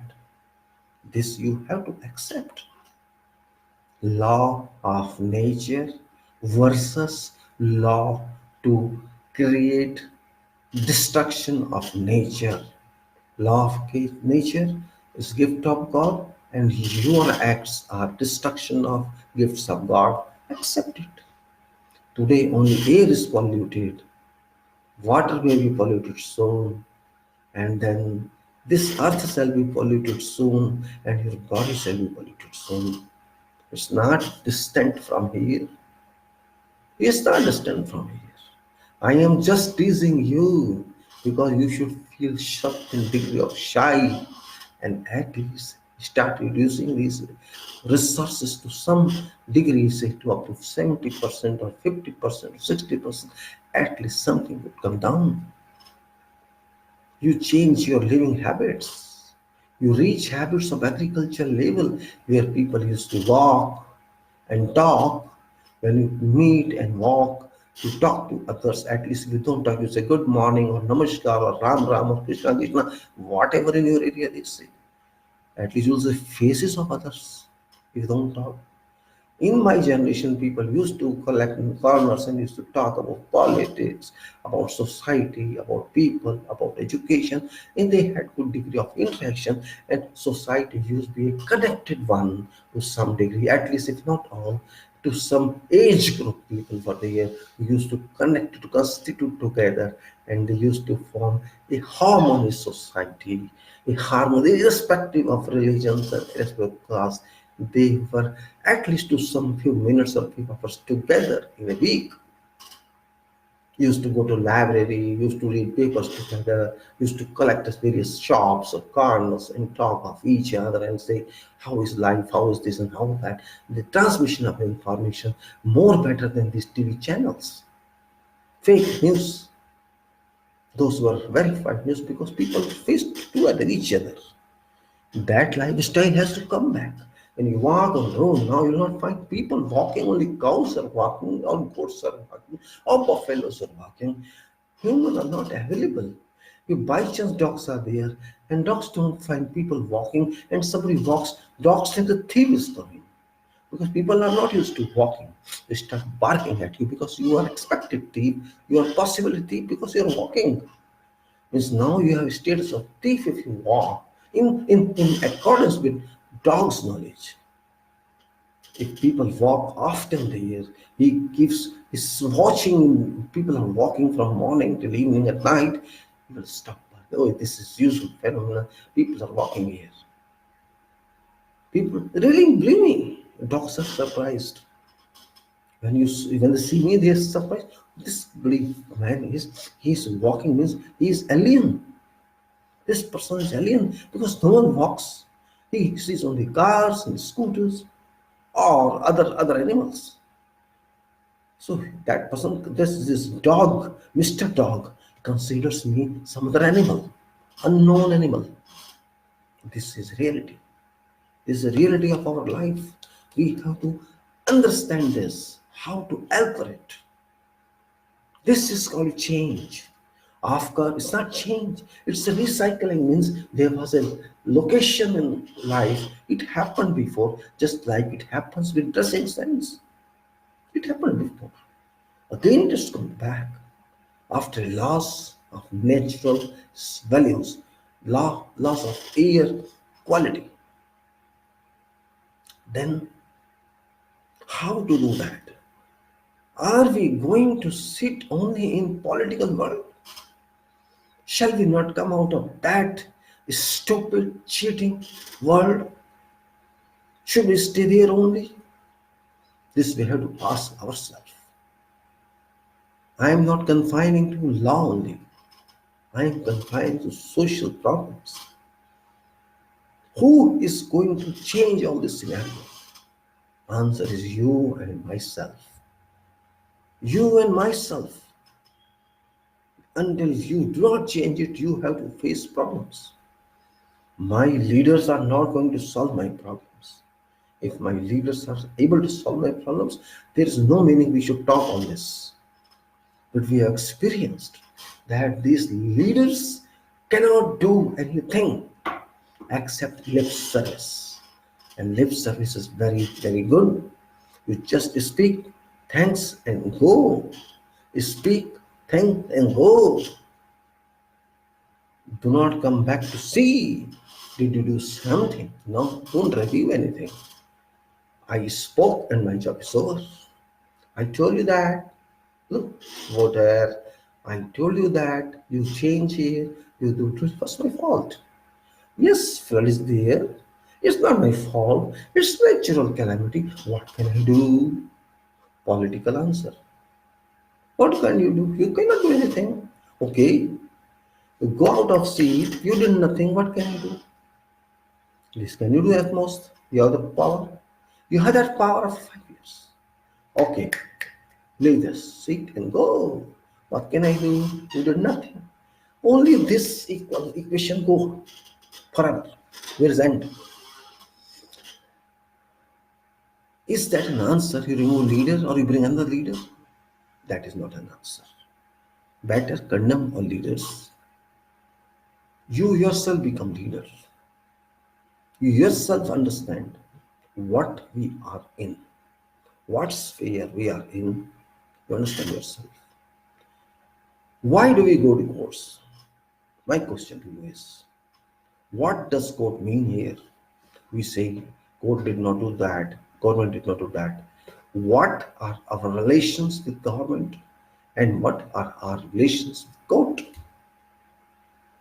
Our relation with government is that government has to serve us for meeting our requirements to a defined level. And if government does that, very good, we welcome that. That government has right, has capability and competency to work for us. But if government does not understand or government is unable to have resources so to do, then what to do? Then we can fight in court. My rights have been abolished. Government is not working for me. Then we have to go to courts. But is that solution enough? We don't need courts. Why don't we solve our problem outside? This means everybody has to do for work. Everybody has to do its own responsibilities, duties. If government works in its way, if public does it its way, there is no need of courts. Cases are mounting up because of government inability to do its job and our inability to check the government. The simple answer is that both are failing.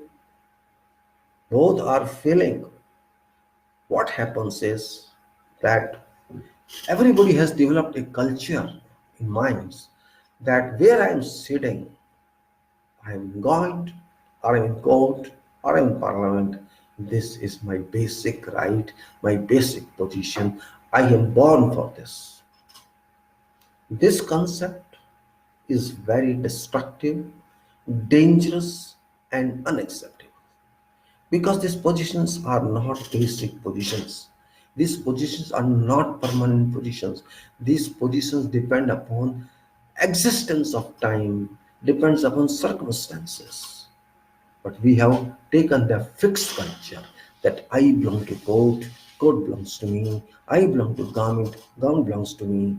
This must continue as such, and I do not want to lose that. I can say frightened to lose that because I have nothing else to do. That conception is very dangerous, very dangerous. Nothing is permanent, we know, but we have to do our job. Unfortunately, we have a constitution, we have many statutes, we have institutions, but all are, in fact, to be very frank, all are sleeping. We have a system that must be active, but gradually, from time to time, this has been in stages deactivated. It has been deactivated. And who is responsible for that? I am responsible and you are responsible. I mean to say we are responsible for that. Everybody is responsible for that. Then what to do? Overhaul vehicle, refine vehicle, serve vehicle. Nation is a vehicle. Every system is a vehicle. Every design is a vehicle. Every system is interactive. Every system has to be inter-speaker. But every system is sleeping.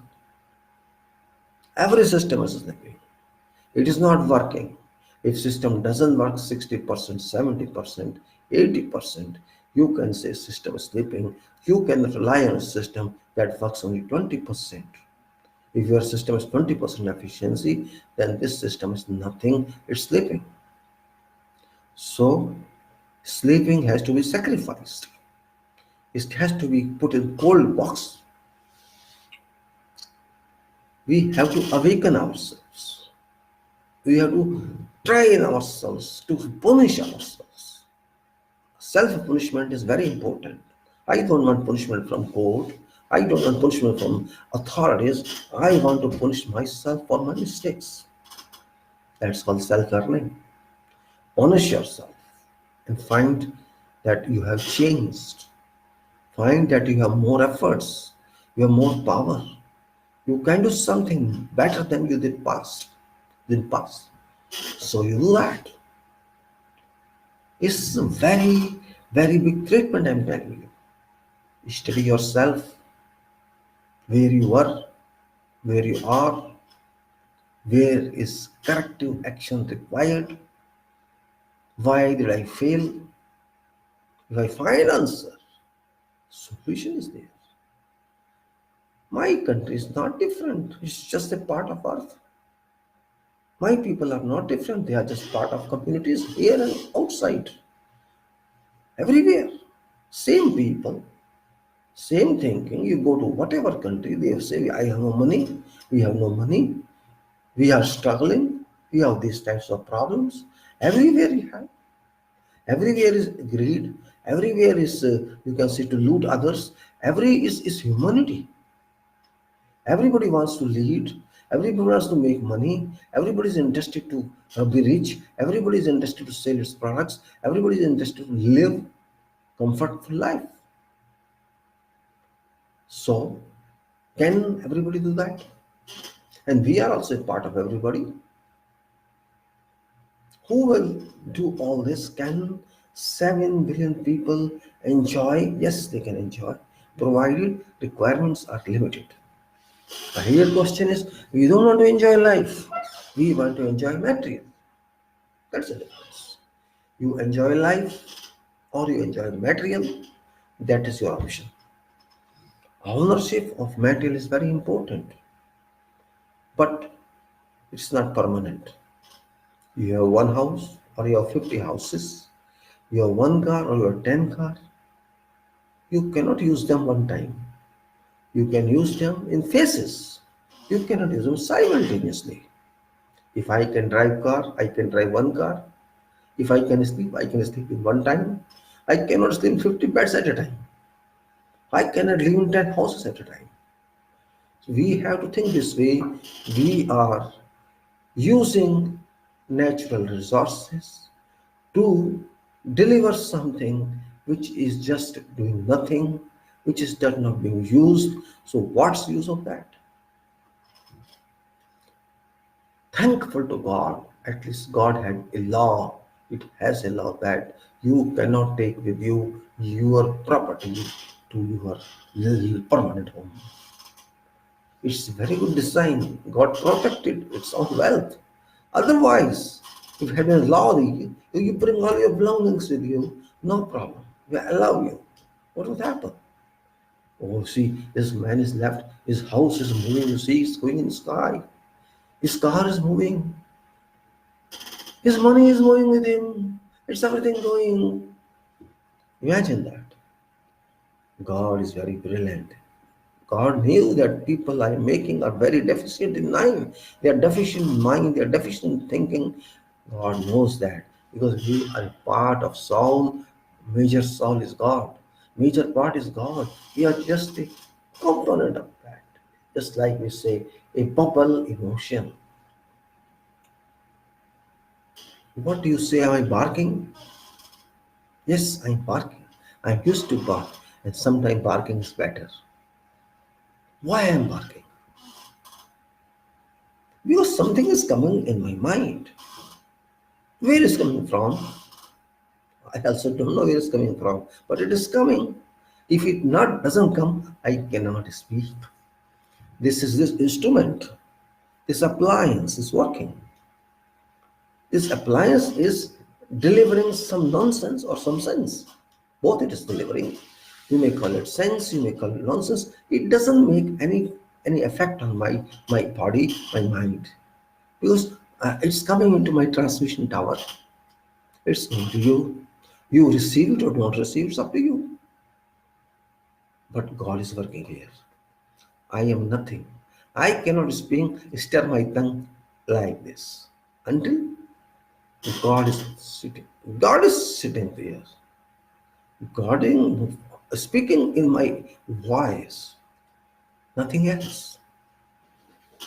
I am not everything. I am not very intelligent. I'm not very much qualified. I'm not having PhDs, 20 PhDs. I'm nothing.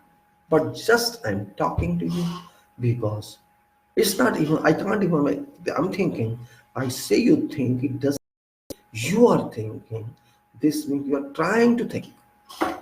And there's facts coming in, or there's a mail coming in from Golok. Now, what's about Golok? Golok is not a physical entity, it's just a thought. Golok means secret lok. They call it guy, go, guy, cow. People just take it physically, unfortunately.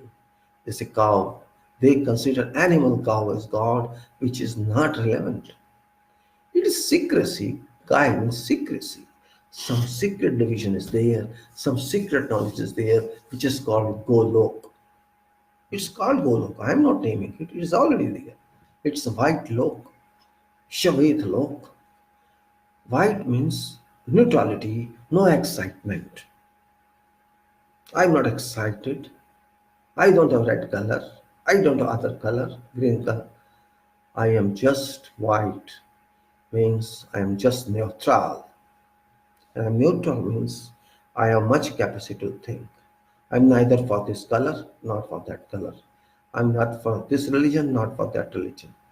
I am zero neutral. Be neutral. Do not compare to someone. No one is related to you because you are alone. This is a little kind of a spiritual, you can say spiritual assumption. I came alone and I shall live alone. And I am living alone also here. Of course, having certain relationship to someone who are traveling with me. But I have to go and they also have to go. Well, they came, we met here. After that, nothing. When I leave this, bye bye. Prithvi Mata, bye bye. I am going. Thank you very much for allowing me to stay here for 80 years. You did a lot for me. I used your air, I used your water, I used your material, and I enjoyed this living for so many years. And I'm not living, I don't need to go. Thank you. I have your blessings, my country Mata and my Earth Mata. That is the life. So why you are making your life more difficult than this, that I shall not take anything from here, but I want to own everything. We have wasted so much time in Ram temple issue. Believe me, how much energy was wasted. Can you calculate? So many years of useless news, so many years of useless efforts have resulted in nothing. A child could decide, a kid could decide, but our decision has gone down below what a child could decide. This is what I'm saying. Something that could be decided in 3 days has taken many decades, more than a century to decide. Just see how much we have lost. How many people's time was involved. How much energy was involved. How many energies were involved. How many lives have been lost. Because of what? Because of simple dispute between two people. Here I'm just referring to how do you mismanage? How do you abuse ourselves? For me, religion has got no value. For me, it's a fiction. All religions are fictions. These are Christian assumptions. All religions. Everybody claims my religion is good. Yes, your religion is good. I thank you very much. But you at least told me your religion is very good. I don't fight with that. And I have no intention to fight with that. Because everybody has his mind and soul. You are born in a family, certainly you will respect that, you will regard that. Remember, when you came to this world, when you entered your temple womb, you did not bring any certification from God that you belong to this religion. You did not bring any clothes. So, whatever you are and you claim to be, You are only because of your family, your mother, father, they followed that. But you never ever checked why did you follow that? Because you were a kid and you were infant, born, newly born, you had no idea. Whatever you were asked for, whatever you were given, you agree with that. You are therefore sometimes Muslims, some people are Hindus, some are this and that. For me, it doesn't make a difference. It makes a difference only when you understand why you are there and why do you accept this. If you accept that, if you analyze on that, you can understand where you are. For me, religions do not have any existence. It's only fiction, and we are wasting our time in fiction. Best religion is develop this world. Best religion, not more than that, which God desires. God sent everybody to this earth. This means God posted each of us to this earth for a fixed duration. Go, my son, my daughter, my production, go there, give work, stay your services there for me because I do not want to go there. I'm just trying to test you. What is your value of soul I have produced? I just parted from my soul, your soul, and I want to test it. And your test area is laboratory of earth. You go there, you will be tested in compression, tension, and bending. You will test it there in each and every way, and then I'll take you back. I'll further improve you. This is only that philosophy. You understand? I don't belong to earth permanently, and you do not belong to earth permanently. Forget country. America is not permanent, and Bharat is not permanent, China is not.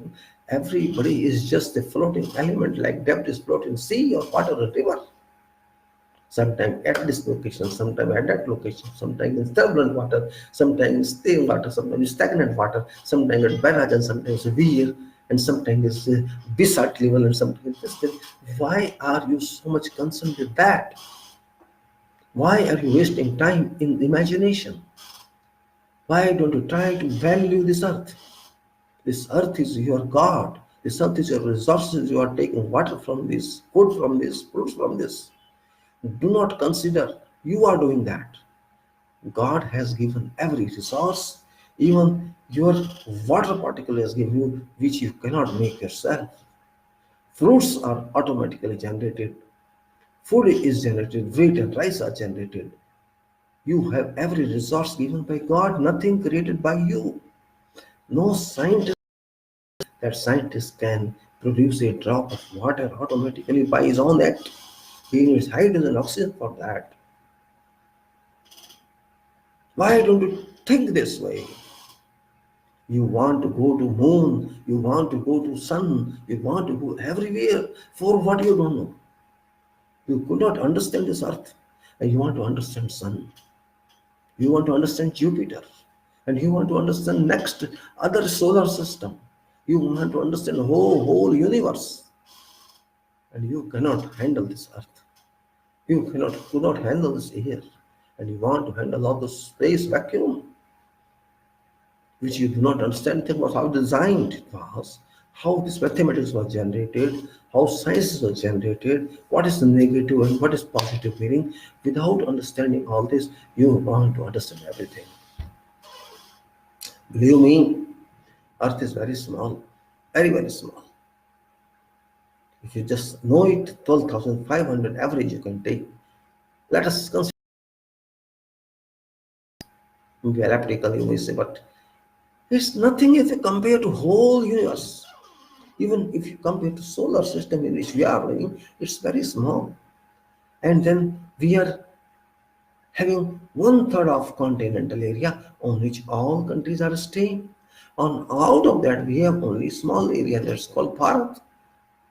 For that, we are fighting together. This is you, this is mine, this is Hindu, this is Muslim, this is Sikh, For what? No destination there. No target there. We are just fighting for sake of fighting only. Yes, Muslim, I am Hindu. Nonsense. You are nonsense. Both you are nonsense. No one is Hindu, no one is Muslim. Consider human, and that's all. Because you are human. Muslim or Hindu status did not come from God. You came naked and you shall go naked.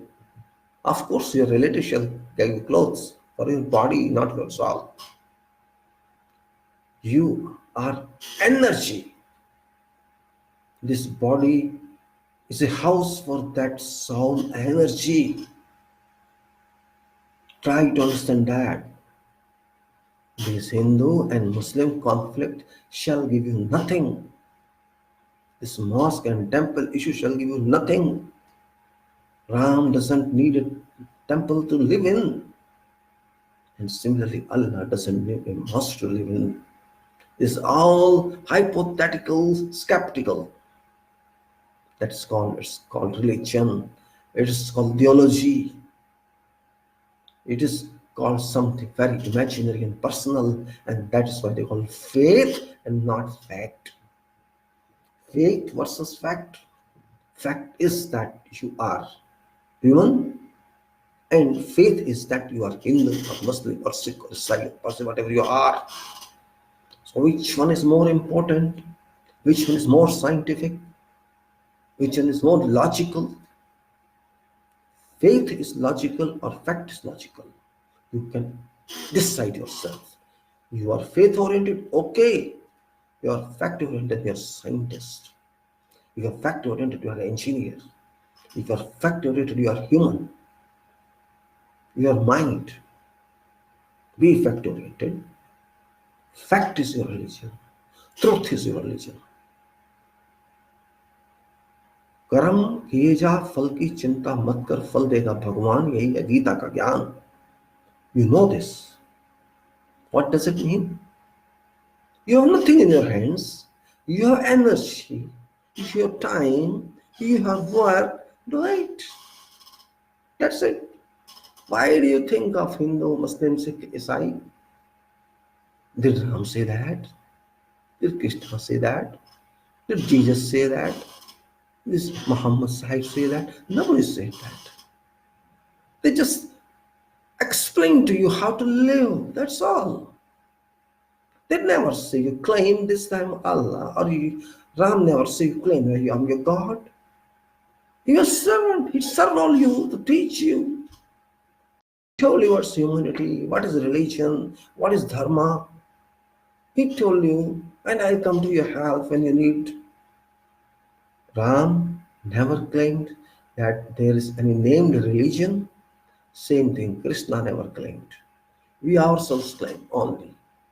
We are about Ram and Krishna and Jesus and all. We are all about that. We claim this. So this is childish. We talk logic, we talk law, and we say this is court decision, this is your right. This is all relative fictions, all relative facts, not real life. Tell me, if you don't pray, what shall happen? Very, very logical question. We say we are used to pray. It's fine, you pray. If it is useful for you, if it gives you soul satisfaction, if it's gives you contentment, if it's corrective material for your bad habits, you do it. But if you don't do it, what shall happen? You think God shall be sad with you? God shall be unhappy with you? No, not at all. Only those people use prayers who are weak. Pray. Pray, no problem. Remember God, whomever you believe, no problem. But don't tell that is only an answer. Meditation does not need any prayer.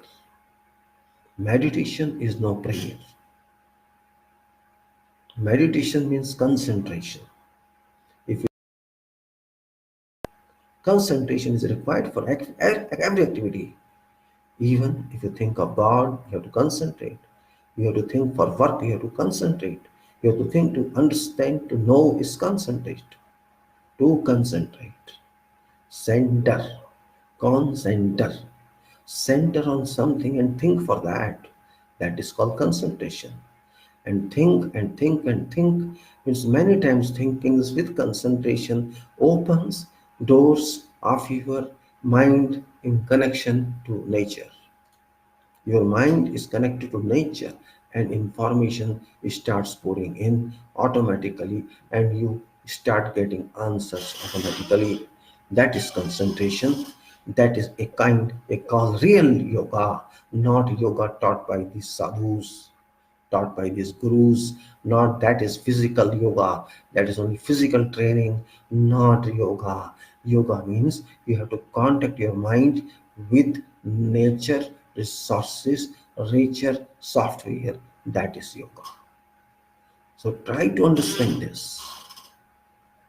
You are a part of nature, you are a part of God itself. If you can understand that, God is with you. Why shall God need prayer? God doesn't need prayer. God never need your prayer. You pray or don't pray, your work is there. Work is allotted there. If you do God's work, that is more than prayer. That is prayer actually. This composed prayers, designed prayers of these religions is water, is liquid, is nothing. Just to think that yes, you have prayed and you're happy. Fine, that's fine. That's okay. If you pray for say half an hour a day or 1 hour a day, it's something not bad. At least you feel happy, it's fine. But it's no book, remember. It's no bank, remember. It's no balance sheet, remember. Your balance sheet is your work. Your balance sheet is your attempt you worked. It's balance sheet at you, how you spent your time in this life. So we have to correct yourself. We have to correct you. I have to correct myself. If you can correct that, that's fine. And if you do not correct that, you lose. You lose. But don't stay in a deception that you are free. You can never be free until you work. Take some experiment. Work, work, and work. Decide sometimes. Keep working, and after working, when you see results, you will feel automatically happy, and your conscious self becomes starting clear and washed. All dirts from your body and your mind go away because you contributed to natural activity. Just imagine, had we not spoiled this air, I'm talking that time which is 50 years back, just remember and assume that you are in an air which is very pure, which is incontaminated, which is not putrefied, which is not polluted, which was 50 years back.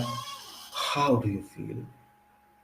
Don't you feel that you are in a wealthy state of air? Don't you feel that you are having very good chemical oxygen in your mind? Don't you feel you're feeling rich and less tired? But now I am stressed.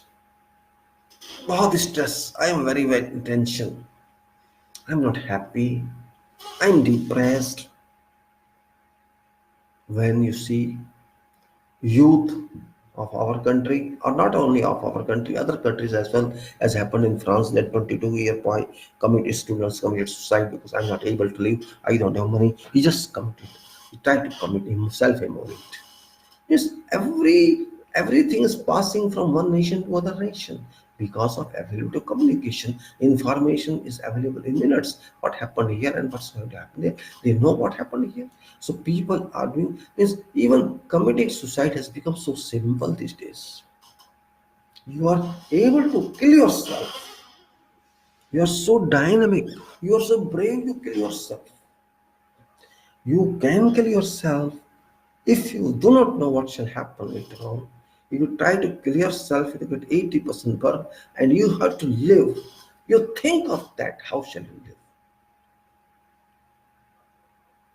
Killing is very easy because you have no resistance.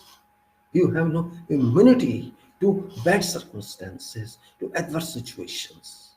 You just want to kill yourself. I want to go back. You want to go back, fine, resign this earth and go. It's called resignation actually. If you commit suicide means you want to go back there. I don't want to stay on this earth. This is not my dad's. I came wrong. Yes, you came wrong, that's why you're going.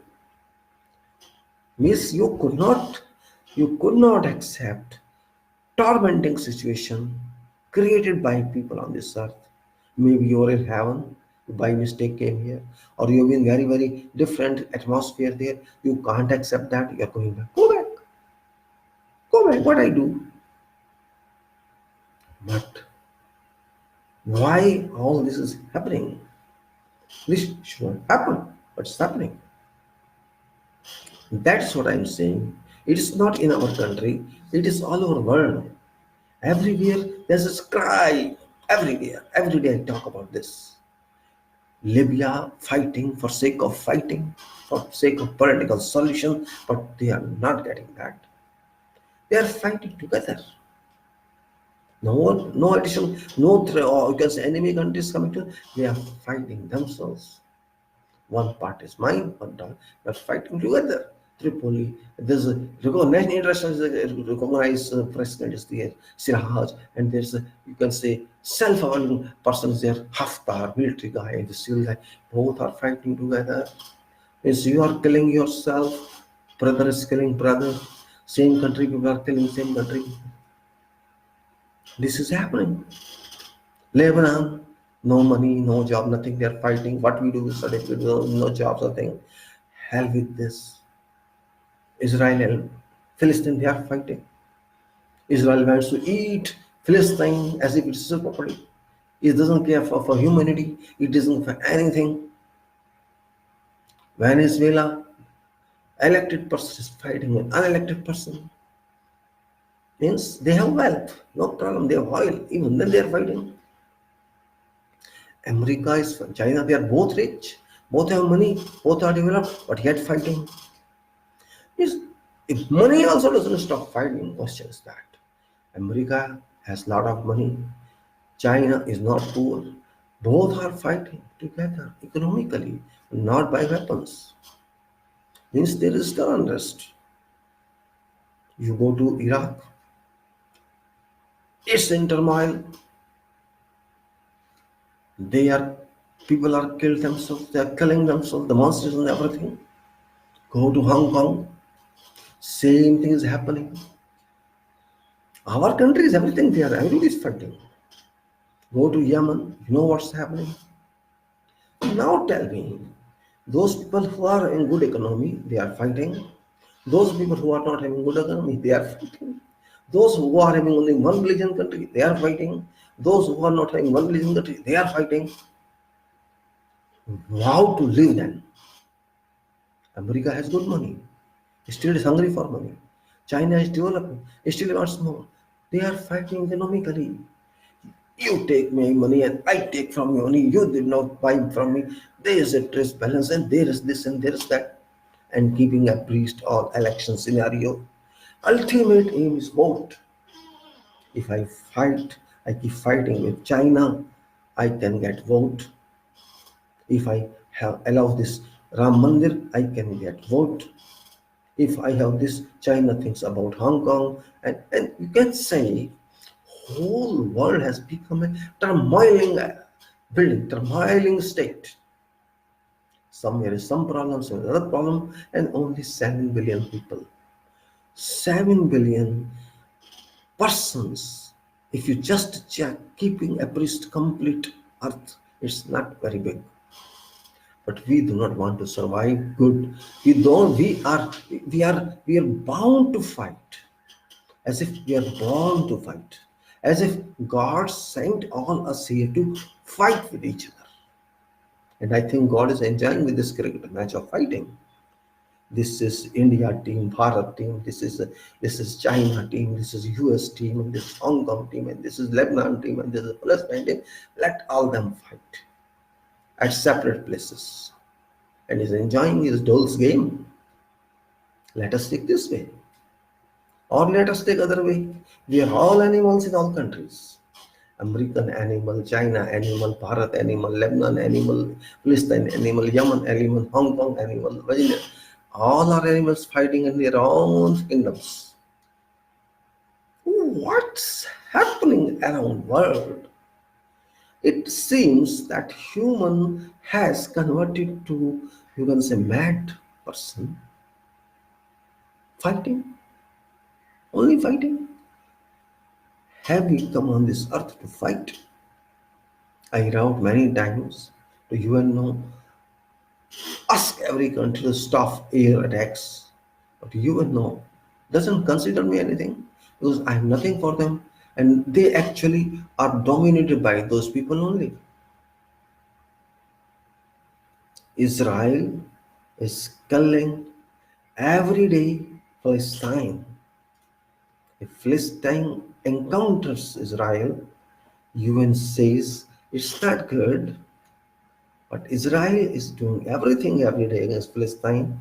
UN speaks nothing. This means somewhere UN also is under pressure from US because Israel means the son of US.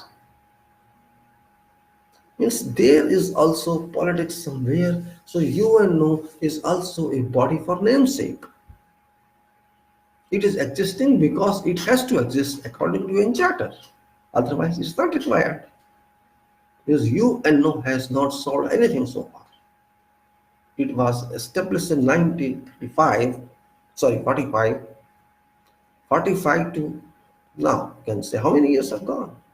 74 years, 5 years. What has it achieved?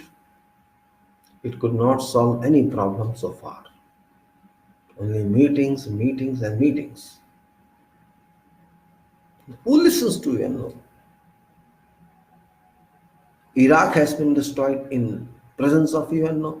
Libya has been destroyed in presence of UNO. India, Pakistan, both fought in presence of UNO. US and USA had Cold War in presence of UNO. Everything is happening in presence of UNO. Iraq and Palestine have been fighting more than 7 decades in presence of UNO. Where is UNO? UNO says we are short of funds. They say that we are short of funds. Okay, if you are short of funds, then what's your purpose? Have you achieved certain things till now? Have you been able to create peace in the world? You have been able to do nothing. So your survival is also at stake. You have not justified as world body requirement. It's not criticism of UNO, but it is fact. You have many organs. They are only doing for sake of doing, not sake of for achievement. And that is why I am saying there is a problem to humanity. Humanity has to understand that this is not your basic property, this earth. You are all temporary transmitters. You are all temporary people traveling here and there. You are not original owner of this land. And we are also in the same boat, Bharatvasis, so-called Indians. We have also to teach people. We are we are oriented to be spiritual teachers, but we are not understanding ourselves what is spiritual. We claim sovereigns, we claim secular. We are neither understanding what is sovereign and what is secular and what is socialist and what is democratic and what is republic. We have not been able to understand that. And I don't think we are able to understand any time in future. We won't be able to understand. It is only youth that forces society to change. And our youth has been politically oriented rather than nationally oriented. Our youth has been misled by various parties, has been misled. It has been misled because youth think away certain political party thinks or they want you to think that way, and that is called a destruction formula. Our youth is being demoralized, being demolished mentally, being distracted, and that is going to cause havoc on our country in future. Youth is a power. It should be a power, but our youth has not become a power. Our youth does not realize what is earth and what is our country. Yes, it's not fault of youth. How you communicate to them, how you explain to them, they trust you because their minds are not matured. They don't have any degree of pragmatism. But a pragmatic person can kill their minds, can pollute their minds, and this is happening in name of religions, in name of sex, in name of economy, in name of giving false hopes. If you tell youth, I'll get you this after this time, youth trusts that one. That you accepts that, waits for that. But when that is not allowed to that youth, then that youth thinks that I was to some extent cheated, falsely promised. And that comes into play. Use adverse energy play. But our youth is excessively sleeping. Our youth just believe without analysis, though they are very well educated on an average. They can calculate, they can think, they can understand what should be done. But they would not do because they have been politically, partisanally oriented. Youth should be neutral because that is educated person. Youth should use mind to think. But the youth, despite capable of being thinking, does not think. So what is told, he repeats that. One repeats that. That is called loss of youth energy. If youth is unable to think rightly, youth thinks the way somebody wants them to think, that is loss of energy, and that is criminal act done by that leader, whosoever. Facts cannot be provoked, facts cannot be hidden, facts cannot be concealed for long. Just remember, if you try to hide facts, you are trying to hide your success. Because failure is also a part of success. You fail, don't conceal that. Yes, failed. What's the problem? Everybody can fail.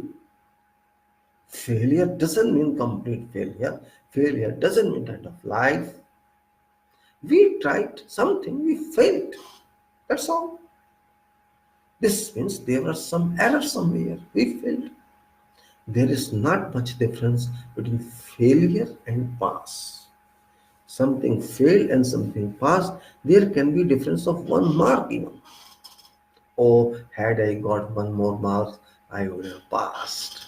I got 49, had I got 1 more 50, this means there is a difference of 1.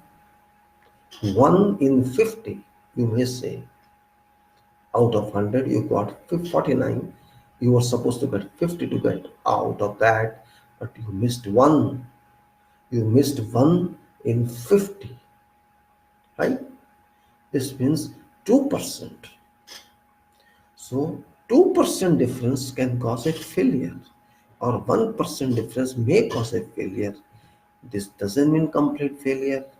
It's still hope there. If you amend a little, you perform a little, you learn a little, you learn or you have clarification a little further, you will become a pass. So don't weaken yourself. I failed. Fail means near success. You attempted at least, you participated at least, you moved with that motion, you moved that stream, and you lapsed only. You are not off track. You are still in track, but with less speed, with less performance. That's all. You'll get back that soon. You little better perform, and you will get 1 more marks. I was studying in my engineering in I think I started at You can say, in 1974, I passed my engineering diploma and I started study of 1978, went to section A of Institution of Engineers. First time I applied in 6 subjects. I qualified 5, by mistake I lost 1. Then I appeared again in that I lost applied thermodynamics. Some confusion could be there. I got only 20 marks out of 100. I was set, very setback, I will say. In all subjects I passed, remaining, and there were 9 subjects in section A, and I appeared in 6 and passed 5, and left 1. Then I remaining other 4, and I got 3. I left with this right thermodynamics. I could not understand how to. Then I just, because I had only 1 subject that time. Of course, I was studying for next subjects as well as section B. But this subject, I had 1 subject section B. I try to concentrate more on that. And of my expectations, I never even contemplated that I got 80 of 100 in that subject, which was not my subject. It's a mechanical engineering subject, applied thermodynamics. It's not my future at that time, it's not future. But I was supposed to pass because it was a mandatory subject. So I got 80 in that. It's from 20 to 80, I reached in few months of more concentration in addition to other subjects. I was studying and I was doing job as well. This means I did not stop attempting. I did not stop. I was not having any setback. So a lapse somewhere doesn't mean you are a failure. And same thing, I'm stressing for this country, our country. There are lapses. There are lapses in engineering. There are lapses in every field. There are lapses everywhere. But we cannot stop moving, or we cannot stop performing, and we cannot stop it. We cannot be sad, oh, I lost it, I failed. No.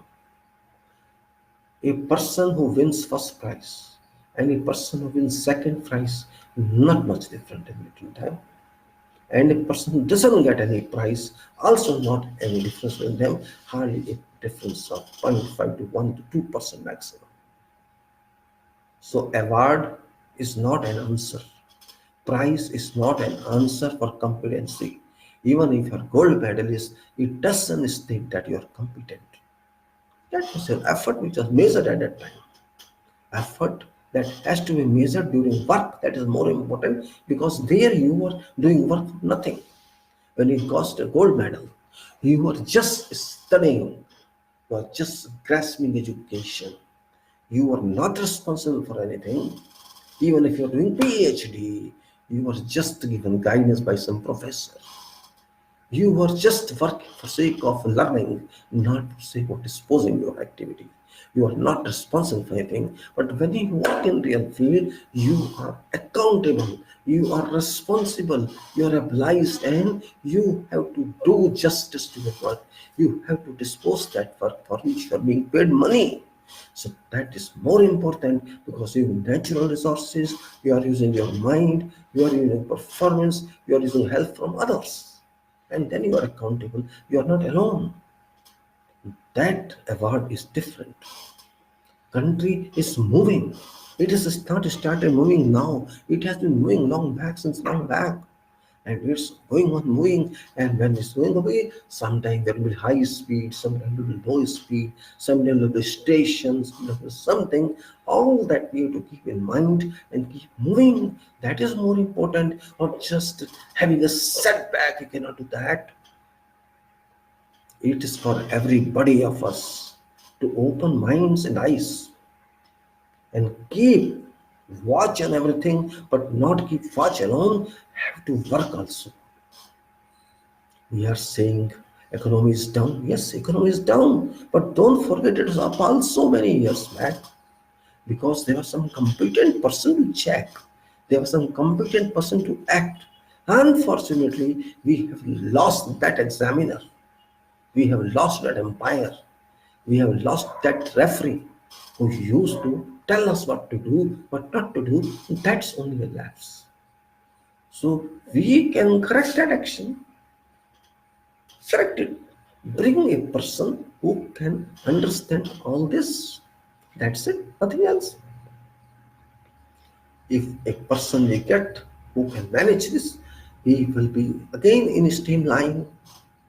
Simple answer. Why we having setback? No need of any setback. It is not only for economy, it's for education as well. It's for engineering, main education, medical, main education. We have to modify where is lost. Why to take it politically, a climbing, oh, we have to climb that now. We are already on climb, we are already on cliff, but we have a little slip there. We need people who can think, who can watch, who can study what's happening in other countries, and how can we reach there. Nothing else. People are coming as engineering graduates, degrees, postgraduates, and industries say these are not suitable for us. Yes, they are not suitable for you, but you too are not suitable for public. You are interested as industrialists or business people to make a profit. You are interested in profit. First, you restrain yourself. Don't just try of profit only. Try for social sector only. Try for people. Try for quality. Try for safety. Try for everything that is required in your manufacturing process, and people should get a return of that. First, you have to check yourself. Once you check yourself, education shall change it certainly. Those people who are coming to you, they are educated, but there is a difference. In engineering industry is always ahead. You reach that student and tell him what to do. Are you doing that? Are you having research innovations? Are you having someone responsible in your organization to write your research, your achievements? Are you publishing that? If you are not doing that, why do you expect that engineering person coming from university should fit in you there? Okay, you teach them, finish 2 3 months. If you think there's a big gap, and if there's a big gap, you think still cooperate with universities so that they can amend. That's it. We cannot make it like, oh, you are useless engineers, you don't know anything, you're out here, you're out there. Every new person knows nothing. Every new person has to know. Sometimes a person who is in field is a foreman level, or is in supervisor level, or is a carpenter or a tradesman level, that person practically knows much than a person who is an engineering student or who is learning engineering or is a fresher. How can you say, but that fresher knows theory, your person doesn't know theory? There's a difference. That person can be trained, your person is only tutorial, your person is only experienced. There's a difference. That person cannot move further, but that engineer student can move further because he has to be trained accordingly. In university, industry is not available. In university, internship is not available. How can they teach practicals? Medical is something else. Their patients are available. They can do practicals. But in engineering, building is not available in building. There's no dam available. There's no river available. There is no power station available. That is only available in field. So until student goes and learn there, how can you train student? Theory is not sufficient to learn. It is practical requirement. You have to be practical. It means doing work, either in designs or in field work, prosecution based on what you learned, your process design, your other designs, everything is understood. This takes time, but once that engineer learns, this is an asset for you.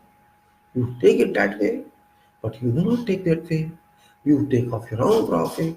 I have to learn this, I have to do that. You are able to call engineers from America or from England or from France. You can spend money there just to show the world that you have American consultant, you have French consultant, you have foreign consultant. For that display in your catalog, in your pre-qualifications, you want to use that because you save money also in income tax form, in corporate form. When you spend money on such research or such business promotions, you are not able to pay to that use the student who wants to learn. Students have to learn either in industry or in field or in university. In university, theory is available, laboratories are available, but not practical work. You have to do that. You are a part of engineering education, though you are industrialist, because you are industrialist, you are a businessman, you are getting fruit of our labor. You are getting fruit from our tradespeople who are very cheap. You are using them for production. So it is your duty to teach that also. That's a part of factory or industry, that engineering student. You have to train them, and not only them, you have to train for further skills all these people working with you. That is your job. And you do, I know. Many of you do, but majority of you don't do. Your contracts don't do. You may be big company, you are awarding contracts for spare parts manufacturing. Those people don't do. They are supposed to do in their proportional way, in their rational way, but they don't. So it is not simple a problem of one person, it's a problem for all structure of our country and every country. You are spending money, you have to be spending money also where it is required. If government cannot do, you do. I cannot depend on government because government will never do for me. Government have big system. They stay in system. They cannot change system. They will move with that only, and they will never achieve anything because it is government. Their relation is only vote, but you are not related to vote. There is a difference. Government system is related to vote only. Prime Minister's target is on vote, and MP target is only vote. But industry doesn't target to vote. So industry has a responsibility which our electorate system does not have. We have to understand this very well. I think I have to stop now because explaining without any, you will feel bored also. I'm not tired, but time is a restriction for everybody. I wanted to speak in Hindi also. I could not find time. मैं सिर्फ इतना कह सकता हूँ 4 line में, देश को सुधारना है, धर्म को भूल जाओ, काम को याद रखो, धर्म धर्म की जगह है, काम काम की जगह है, देश चल रहा है, गलत रास्ते में जा रहा है, उसको बचाना है, इन राजनीतिक बदमाशों के हाथों से उसको बचाना है, इन धर्म के ठेकेदारों से उसको बचाना है, देश का एक ही धर्म होना चाहिए, किस तरह से सही रास्ते पे जाएं, उन्नति के रास्ते पे जाएं, विज्ञान के रास्ते पे जाएं, अर्थशास्त्र को सुधारने के रास्ते पे जाएं, अच्छी शिक्षा के रास्ते पे जाएं, अपनी अपनी जनरेशन को अच्छी शिक्षा देने के रास्ते पे जाएं। हमें ये सब करना पड़ेगा, नहीं तो बाकी सब बकवास है। इन राजनीतिक के दलों के चक्कर में पड़ेंगे, इन कानून के चक्करों में पड़ेंगे, इन कोर्ट की उल्टी सीधी बातों में पड़ेंगे, हम आगे नहीं जा सकते। हमें शिक्षा का सुधार करना पड़ेगा, हर शिक्षा का, इंजीनियरिंग शिक्षा का नहीं, हर शिक्षा का। हमें प्रैक्टिकल का सुधार करना पड़ेगा, हमें बच्चों को पढ़ाने का सुधार करना पड़ेगा, हमें देश को सुधारने का सुधार करना पड़ेगा। हमको उन नेताओं को, सबको जो आज राजनीतिक दलों से हैं, उनको उनसे वहां से भगाना पड़ेगा। अगर हम सच में देश को अपना मानते हैं, सच में अगर हम चाहते हैं, भूल जाओ कांग्रेस, बीजेपी, ABCDEF, सबको लात मार के भगा दो यहाँ से। ये देश अपने आप सुधर जाएगा, ये अर्थव्यवस्था अपने आप सुधर जाएगी, लेकिन आपको ऐसा करना पड़ेगा। जितना देर करोगे उतना नुकसान होगा, उतने लोग आत्महत्याएं करेंगे, उतने लोग नुकसान करेंगे, उतने लोग देश को लूटेंगे, क्योंकि देश लूट रहा है राजनीतिक चोरों की वजह से, इन बदमाशों की वजह से। अगर ये चाहते तो कभी नहीं लूटता, कोई भी पार्टी क्यों ना हो, है सब एक ही थाली के चट्टे बट्टे, एक ही हमाम है, सब नंगे हैं उसमें। इनसे रोकना है देश को तो हम रोक सकते हैं। इसके लिए हमें किसी धर्म वाले की जरूरत नहीं है, किसी हिंदू मुसलमान सिख ईसाई की जरूरत नहीं है, इसे हमारी अपनी जरूरत है। इनको डंडा मारें या इनका सर फोड़ें या इनके रान पकड़ें, इनको निकालना पड़ेगा अपनी गंदगी को साफ करने के लिए। बिकॉज ये गंदे की, क्या कहते हैं, गंदगी के कीड़े हैं, इन्होंने हमारे देश को एक सेप्टिक टैंक बना के रख दिया है, एक सीवर लाइन बना के रख दिया है। एक अच्छा भला देश जिसमें सारे भगवान के दिए हुए स्रोत हैं, रिसोर्सेस हैं, उनका सत्यानाश कर दिया इन्होंने। ये चाहते हैं हमारा देश हो गया, हम राजनीति में आ गए, सत्ता में आ गए, हम मालिक बन गए, हम कुछ भी करें, हमारे बाप का राज है। बाप का राज नहीं, राज तो जनता का ही है, और किसी का राज नहीं है। जनता कोर्ट से भी बड़ी है, आपकी सरकार से भी बड़ी है, आपकी आपके लेजिस्लेचर से बड़ी है। सबसे बड़ी जनता है। जनता जाग जाती है तो हांगकांग बन जाता है, जनता जाग जाती है तो लेबनान बन जाता है, मिस्र बन जाता है, फिलिस्तीन बन जाता है, वेनेजुएला बन जाता है, सूडान बन जाता है, अल्जीरिया बन जाता है, क्या क्या बन जाते हैं आपके सामने है। तो आप चाहते हैं अगर ये देश भी सूडान बन जाए, अल्जीरिया बन जाए, हांगकांग बन जाए, आपको बताना पड़ेगा इन नेताओं को सबक सिखाने के लिए। नहीं तो ये तो ऐसे ही आपको एक्सप्लॉइट करते जाएंगे, आपके अधिकारों को मारते जाएंगे, आप मरते जाएंगे और मरते जाएंगे। कोई कुछ नहीं करेगा, कोई कुछ नहीं कहेगा, मरते रहिए आप। इनके बाप का क्या जा रहा है। इनको बस आपका मत अधिकार चाहिए, इनको बस आपका एक वोट चाहिए, इनकी दुकान चलती रहनी चाहिए, इनकी इंडस्ट्री में मशीनें बढ़ती रहनी चाहिए, इनकी संस्थान चलती रहनी चाहिए। जनता का क्या, हमें क्या लेना देना है, भाड़ में जाए। हमने तो बस अपनी दुकान चलानी है, हमें क्या लेना, सूरज मरता है मरे, आप मरते हैं मरे, हमें कुछ फर्क नहीं पड़ता। हमें तो आपको बेवकूफ़ बनाने जाना है, हमने बेवकूफ़ बनाया और बनाते रहेंगे। यही हमारा काम है, यही हमारी राजनीति है। और इसके साथ में इसको बंद करता हूँ। अब 2 घंटे 40 मिनट हो चुके हैं। आपका धन्यवाद, जो आए नहीं है लेकिन आएंगे। जय भारत, जय विश्व, जय संविधान।